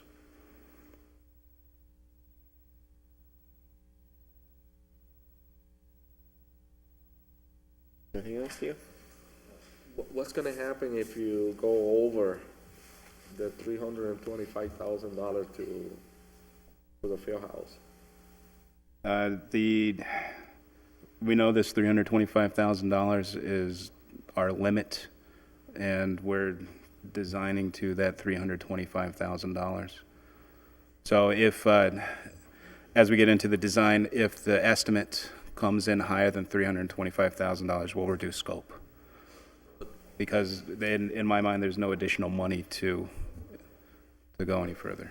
But you're not telling me that you will be making, I mean, you will be changing the whole design, or how that's gonna play? Because Well, so the design is of a masonry structure. Okay. So there is some room for reducing scope for the building. So basically reducing the size of the building and stuff Correct. like that? Yeah. Can you let us know if that's gonna be the case? Sure, absolutely. Make a motion to table it? Yeah, motion to table it, request. Chairman, Yep, go ahead, just a Joe. point. When we passed this bond, we had a talk about Roberts Field. And this, I remember, was what should have been done somewhere between 10 and 15 years. I believe we're in the 17th year of Roberts Field. 2001. That was my And first term. not once was it discussed that we would be removing all the pellets and putting sand in. Not once. Not once. That's No, the Joe, you're- vacuum I'm Joe. talking about. It was done, and that, you know, the field house, the Jones Point, everything. It's done afterwards, after. Joe, you're absolutely correct. And to go on your point, we specifically asked that they come in and show us a breakdown of what they're gonna do. The field, and what became a real contentious issue was all the rumors on the brick house down at Mackenzie Field. They were gonna drop it, pave it, and walk away. That was one of the rumors. We said, show us all the plans. And they kept saying, give us the money first, then you'll get your plans. And then money went out, still no plans. Lo and behold, your very issue that you're bringing up is what we're all afraid of. And now we have $325,000 for what might just be a sandy can with a window. So that's the issue we kept raising, and now here's where we sit. My biggest issue is the bonding. We changed that bond specifically to add Jones Point and the money allocated to that. And now we just turned around and said, we're not paying for it. We're going to reallocate everything over to another area. I have a very big problem with that. So that's why I'm requesting that we table it. The bring reason in they're not legal. paying for it is because they used it to do what Roberts Field was not said should, or at least it could have been Correct. brought back to us and said, Correct. we have a problem here. Correct. You're absolutely right. And the decision-making is not the Parks and Rec Commission for this. I And agree the with Cubs you. are head 1-0, bottom of the second. All right, so motion is to table it with legal, Park and Rec Commission, treasurer, and the school department to come in and address the issue. I'll second that.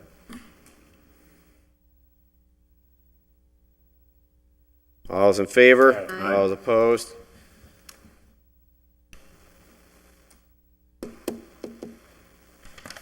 Thank you.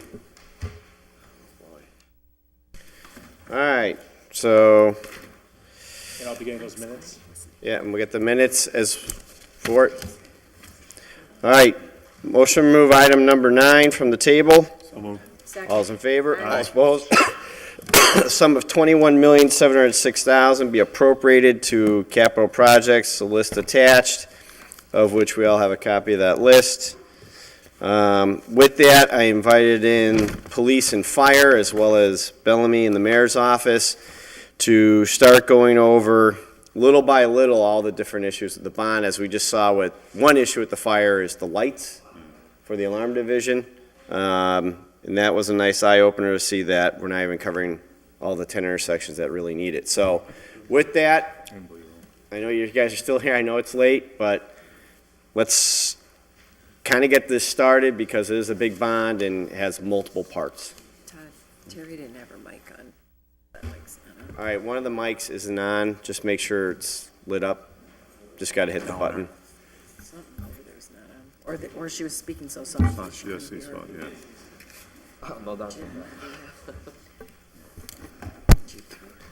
All right, with this, whoever wants to start, we'll go with what you're looking for in the bond. Give us a little bit about it, and we'll go from there. So whoever wants, if you flip a coin. Okay. Let me turn that mic on. There we go. So we can start with the cruisers. We're in need. I know we've been here before, several different occasions. I don't know if you want me to bore you with all the numbers. One of our, at least one car is something like 200,000 miles. The average for the other cars is 120,000 miles an hour. Oh my God. Miles. So right now, we're going through our repair funds. Paul Shkevitz, who takes care of our fleet, has been doing wonders, wheeling and dealing, trying to find parts. I mean, we've ranged from transmissions to tires to this. So we're, on one hand, because we don't have the new cars in yet, that we're burning through our repair funds. And I don't want to, once again, I don't want to bore you. I know we've been here before, but this is going to be, it is a safety issue. Eventually, it could turn into a patrol issue, because if we start running out of cars, then what are we going to do? So we did have an order that kind of fell through for $119,000 for 3 cars from an account. Unfortunately, we can't use that account currently. Correct. So we didn't get those cars. Correct. So this is for how many cars? It's 180. So 119 got us 3. What's the allocation for here? The extra cars are going to be needed. Obviously, you know about our, what we call the marked cruisers, the black and whites. Normally what happens is when we get new cruisers, those black and whites are then turned into like the DB cars, the NARC cars, the various unmarked vehicles we have. Well, since it's been so long getting those cruisers, even those cruisers are starting to fall apart. My car, very minor, just literally driving down the road and the mirror pops off. It's dragging down the road with me. Those minor is better than a wheel popping off, but that's why asking for the extra cars now is that we're already a year and a half behind of when we thought we were going to get vehicles. We're now trying to get ready for next year. We're just going to need more vehicles because it's another year. What would the 180 get you? 3 more cars, but then money on the side for repairing the old cars or turn on? Because remember, it was 319 for 3 cruisers. This is 180. So what does the 180 get us? 3 cruisers and then I know part of this could be falling into, and I'm not 100% on this, onto the new radio issue that we're going to need new equipment into the cars. That could be part of it there. Can you explain that, the new radio issue? Well, that's another item on the bond as far as our communications go. Initially, we set out to seek for bids for our communications, which included our portables and mobiles in the cruisers. And then that was through the city combined us with fire and DPW now. So now we're in the midst of getting a new quote for our communications and combining all of us together on one, significantly reducing our service contracts by at least half. So we hope to have a number for you prior to the beginning of the year, the new year. And I don't want to take everyone, anyone can jump in here. But that 180, I know what you're saying. I know those numbers changed. We're looking at trying to get some new equipment, as the captain said, as far as mobile communications in those new cruisers, as well as the old ones. Okay, with the communication, it says city phone system 500,000. Is that part of you guys too? No? Okay, so let me say no. It then says police, fire, DPW radio system 1.5. Yes, that's so. That's the what communications. Is that? What that is our whole complete infrastructure being upgraded to current times. We're essentially piggybacking on the fire department's existing structure, reducing costs there, and getting what is all the new structure? It's towers. If I may, thank you. As you know, last year we put in a totally new backbone for the fire department. It's a microwave simulcast system, and the idea is to collaborate departments to join forces, excuse me, to have a system, a citywide radio system backbone, which makes sense for everybody because we cut down on cost by combining all of our costs together. So in essence, when everybody's on that same backbone, we can be a digital service. Prime example, the fire department has 2 radio frequencies. Once we go digital, each one of those frequencies can be split into 2. So we would give the DPW one of the half of the frequency. They'd be digital. They could actually talk out in West Holyoke when they're doing stuff out there. And the police will stay with their same frequencies, and they could split all their channels and do what they have to do. To make a long story short, the backbone's already there. Because it's there, now we can all combine all of our stuff together and save the city, as Sergeant Hart said, half the cost. We've accepted grants for towers to replace a tower and fix a tower. Explain the tower system. Currently, we have 4 locations throughout the city that are, it's called a repeater. If I have a portable radio and I key the mic, the radio goes to that tower and expands the range of the system throughout the city.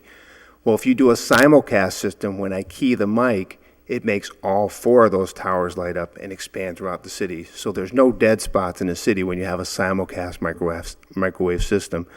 When I say microwave means there's no wires. It's just a radio signal going from location to location instead of wires. Our old system was a radio loop, which was a telephone line from Verizon, and would actually travel through that line, go back and forth, copper lines, which those are done now. So the backbone is set up now where we can have many users, so we can take on the police and the DPW and have a citywide system. So the grant money came in handy. Obviously, we set up that backbone, and now we're just going to collaborate between departments and get this done. So we really need a grant. I know the police have been, their radio communications have been pretty spotty for quite some time. Yeah, and that's where I was leading to. Can you explain your radio system currently? Because I filed an order on it to try and get it addressed. Right, like the chief said, we do have dead spots throughout the city. We know where those dead spots are. They've all been logged through our dispatch center, and going with these vendors and getting new quotes. We actually went out with the fire department and their radios and checked those dead spots. And with the new system, no dead spots at all. Complete communication. We had one officer in Cafe Square in the mall and another officer inside the Delaney house, and you could hear it clear as day. With our current radios now, there is no communication whatsoever through the officer in the mall, through the officer at the Delaney house, and our dispatch center. No communication whatsoever. And another, another plus of the system is we're interoperable.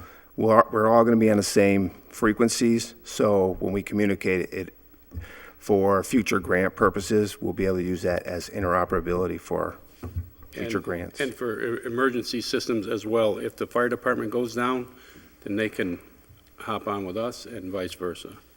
So you have a plan B, that was my question. Correct, yes. And do you have a timetable? Let's say, for example, you get the number and how long that's going to take to bring that new system We talked to the vendor, and once everything's approved, they said that they could have pretty much everything up and running in approximately 6 to 9 months. And with that, part of the contract, we spoke with them, and we would want our kind of a guarantee as far as our system is of a 6-month waiting period before we would go into our guarantee of our system. So. And we also will share the same service plan because we're all on the same backbone. We'll have the same vendor.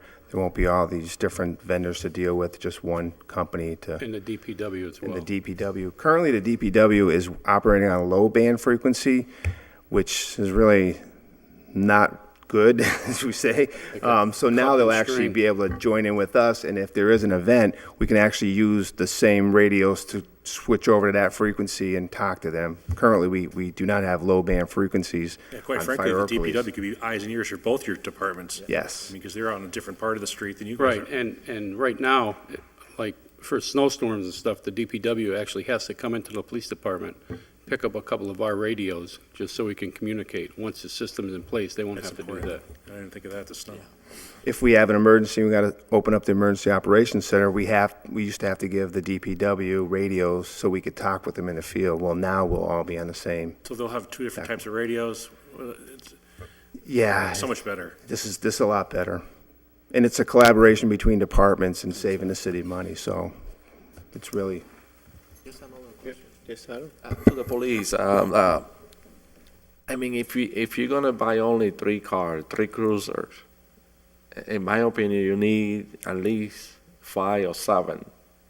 Why don't you go back to the mayor and see if you can get at least 5, and then 3 or 4? I think if we go for 5, I think it's gonna be cheaper. At least the department will be a lot better, and you will get all the 5 cruisers at one time. So any opinion or any idea? Yeah, I'm not sure on that 180 number. I believe the last number we had, like you said, Councilor McGee, it was like 119 for 3 before getting passed, and that 180 may be for 2 additional cruisers. But let me ask this. What's the lifespan of a cruiser?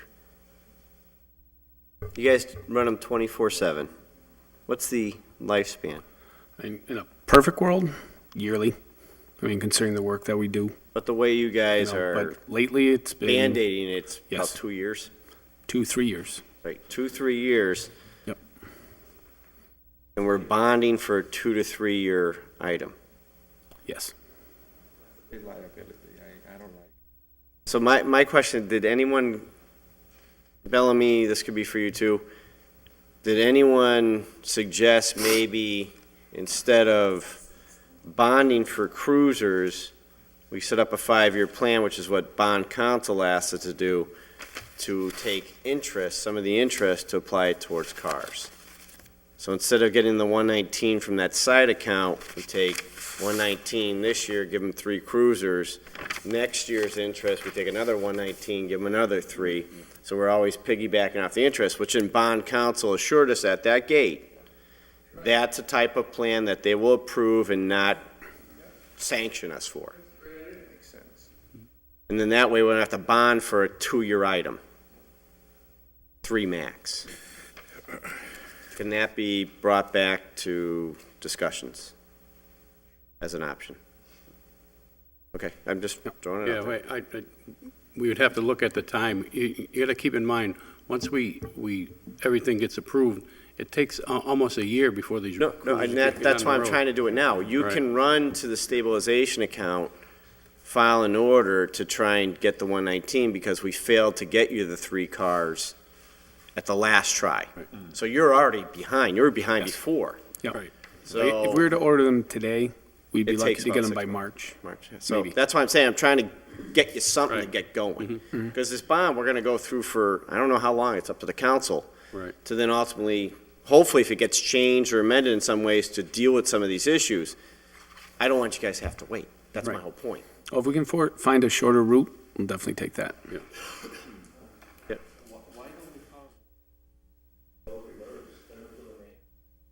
All right, so that's one thing. We'll file an order for, okay. All right. So with the communication, anything else for the police? There was that in the cars, or was there something else, or? No? Sure. So now we'll shift over. I know on the bond, it has, I believe, 70,000 for roof at Station 3 repairs. I believe that's in there, which is obviously needed. One thing that's not on there was part of my, should we say, wish list, was a new ladder truck for the fire department. I know at my last board meeting, they talked about, they wanted me to give them information on ladder trucks for years. We currently have 3 ladder trucks, 2 frontline, which means they operate every day, and we have a reserve piece. The 2 frontline apparatus that we have are currently 14 years old and 16 years old. And our reserve apparatus is 38 years old. It's a 1978 Maxim. You should probably see it going around putting up flags. We still use that as frontline apparatus whenever one of our frontline pieces go down. NFPA standards says that, and they recommend that you replace a frontline apparatus after 15 years of service. So one is already in that, or actually 2 are already in that frame, and 1 is getting close. Every year we put in grants to try and get a new ladder truck because it's about $1.2 million for a ladder truck. 1.2? Yes. But I just want to bring that to your attention. I know it's not in the package. It was on my wish list. I know the city has priorities, but the council obviously needs to know that a ladder truck is one of our priorities, and it's going to come up sometime in the future. We did the bond for you, was it a year or 2 ago, for the 3 trucks? 3 years ago, yeah. And those were not ladder trucks, they were? 3 pumps. 3 pumps. 3 pumps. Okay. A ladder truck is the long truck with the ladder, that 105-foot ladder. Okay. But I just thought you should know that, and Deputy Chief Prescopowski's been writing grants. We're going to pray he does another one for us. With regards to the roof, the 70,000 at the fire station, number 3, Yes. that's Northampton Street. That's Northampton Street, but that's also in need of other repairs, and I've already That's what I spoken was going to with. get to. So we're going to put a roof on a building that last time we took up a bond package, and it didn't go anywhere, it was through Mayor Sullivan. His suggestion was to tear that building down and build a new one because your doors are shot, your windows are shot, the basement fills up with water. So why would we put a $70,000 Band-Aid on a project that was going to be torn down? I would love a new station. But, or did we look into rehabbing it? Instead of a new station, what would the cost be for the doors, the windows, dealing with the flooding? It depends. I mean, I talked to the new DPW director last week about all this, and he's going to get some prices together.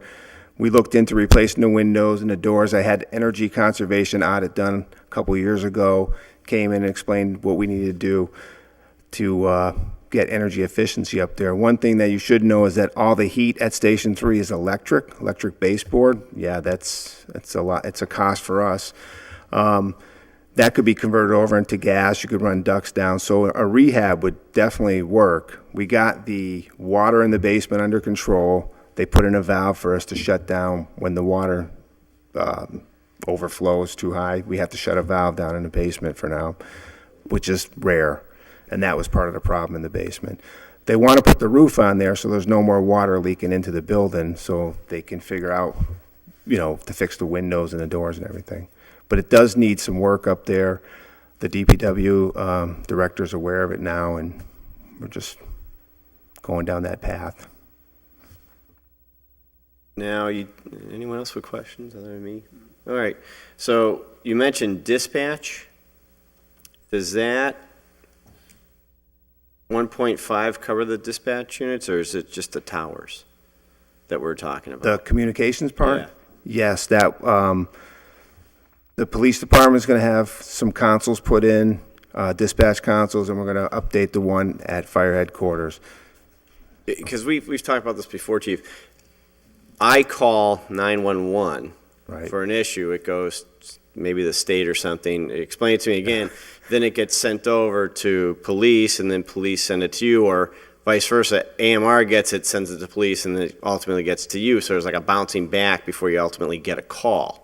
Correct. If you use your cell phone to call 911, it goes to the state police. The state police transfer the call to the PSAP, which is the police department. If it's a fire, then the police department transfer the call to the fire department, and then we respond. If it's a medical emergency, it goes from the state police to Holyoke Police to AMR, and then they dispatch a medical emergency. So it's a process to get through. And if AMR, who's our current provider, goes in a medical emergency and they want the fire department to respond, then they call the fire department. Is there a way to make that more efficient? Does the bond or the money in that bond make it more efficient, or can it be made more efficient? It could be down the road. The type of dispatch consoles that we're putting in would be able to be used remotely, or you could move them wherever you needed to down in the future. So it is gearing up towards a better dispatch center in the future. How long is that? And why aren't we, what would the future look like, and what's the cost of that then? I don't know the cost, but yeah, the 911 service, in which I don't run the 911, it goes to the police department.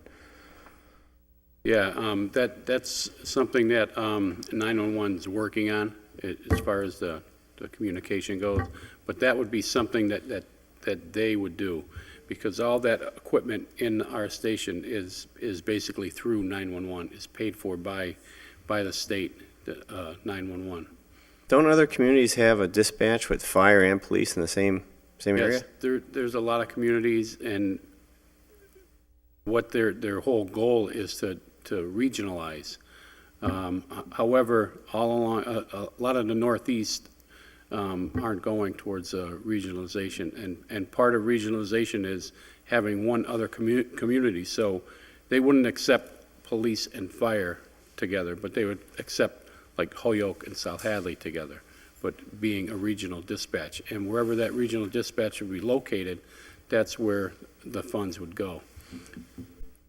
I think I know what you're saying. If you're talking about a combined dispatch, you have fire and police in the same dispatch, would that make sense? Most definitely. Would that save money? Would it cost more? Would it? It's going to be the same cost because you're still going to have the same dispatchers, but it's going to make the system much more efficient. So if a call comes into the PSAP, you have a person called a call taker. They get the call. Is it fire? Is it police? They give it to the person in the room. Well, So you wouldn't if need we're in two. the same room, You wouldn't need two. You just have one centralized. one centralized. Has that been discussed? That's a discussion down the road, and there's other You're factors asking us involved. to give you $1.5 million, which it does address some of the dispatch, but we're then addressing another problem down the road. That goes back to Station 3, which is we're putting a Band-Aid on the roof and not addressing the whole problem. So either we address the full thing with a real bond, or we stop patching stuff. Right. That's my argument. I know you need the towers because I've seen the police officers on the street, and they grabbed me while I was getting a coffee saying, we've got problems with these towers not communicating, and there are dead spots. That's wrong. That's got to be fixed. Why aren't we addressing the whole problem, which is you could have a centralized unit, make it more efficient, more cost-effective, instead of piecemealing it? Because it's not that simple. It's actually complex, because now you're talking about union contracts, change of There's working where we go. conditions. That's where I was getting to. Took a while, but we got there. Yeah, there's a lot involved in it. This, what we have here is the first step in that direction. So it's essentially taking baby steps to get there. And what's the time frame before we take all the baby steps and get to an end product? Then why should I give you $1.5 million to baby step it to have no resolution till sometime in the future? Because we're going to have communication. I was just going to, this is for communications, not for dispatch purposes. Just say it was part of dispatch. There are dispatch consoles being upgraded in there, and that's part of the process. When those are upgraded to communicate through the radio system, they're going to all intertwine at some point. Basically, they're all going to speak with each other. Basically, I call this a hostage type negotiation. You want communications to make my officers safe, not you, I'm just saying. Make them safe, get them communications because the towers are awful. But the real ultimate problem is a nice, more efficient system we're going to baby step to. So if you want to make them safe, you approve this to ultimately get to where we're going to go. Not necessarily, because that's just a pipe dream down the road if you're going to combine a dispatch. This is just to set up the radio so they can actually talk to each other. But if we're going to go ahead and put all this information together, why not be ready in case we get down the road in that path? Two different things. Go ahead, Gustavo.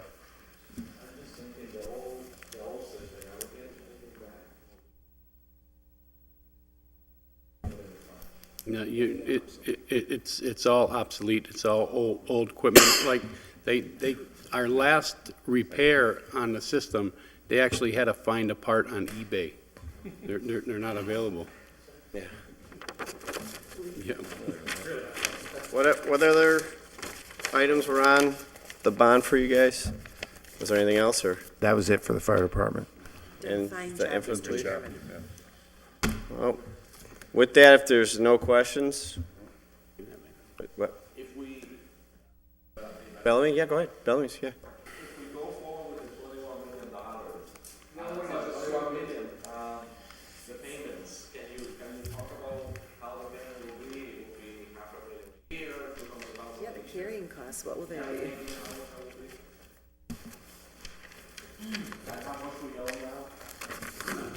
Well, I can tell you we're paying 3.9% on our most recent bond, so let's say 4% of $20 million is $800,000 a year. And no one's assuming that we're going to do $21 million worth of stuff. The purpose of this is for you guys to prioritize and pick what you think is important. Bellamy, has anyone brought to your attention the possibility of a new school in the city of Yes. Hoyoke? Yes. Maybe 2 new schools? Yes. And that'd be about $100 I have million? I have no idea what those would cost. They're I know rough it's rough being- guesstimates. that would be bonding as well. Absolutely. 80% reimbursement. Correct. But can you get us, I know they're made up numbers until we see it, but how would that, if we approve 21 million, You're not. I- Please don't. I know. We approve 21 million. Yes. And then that school project comes in, or school projects come in. How does that impact our bonding? Because there is limits on how much bonding a city should be doing. And we will have to find the answer to that question. I don't know the answer to that question, but hopefully the schools will get their act together and they'll bring their ideas to you soon so that you're looking at both. Well, at the we same are, I time. mean, the cat's out of the bag. We know it's there. Right. In order to really address this bond, if that is looming, You've got to we know need that too. answers. Right. You have to know that too. Right. And I've said that to the schools. Right, okay. As long as we're on the same page. Yeah. Okay. No, it's absolutely, because it's all part of the, and the CSO, but I guess the CSO project's in here, in this list. So We've got. And the CSO is in there as Three well. big things that are all coming together at the same time, and they should be looked at together. Right. You're absolutely right. Right. Anything else, gentlemen? Well, thank you for coming down. I know the game's on, run home. But thank you very much, I appreciate it. Appreciate it. Make a Thank you. motion to table this in order to bring the next group of people in. Second. Motion is to table. It was seconded. All is in favor? Aye. All opposed? Motion to adjourn. Motion to adjourn. All is in Second. favor? Aye. All is opposed? Thank you. Thank you.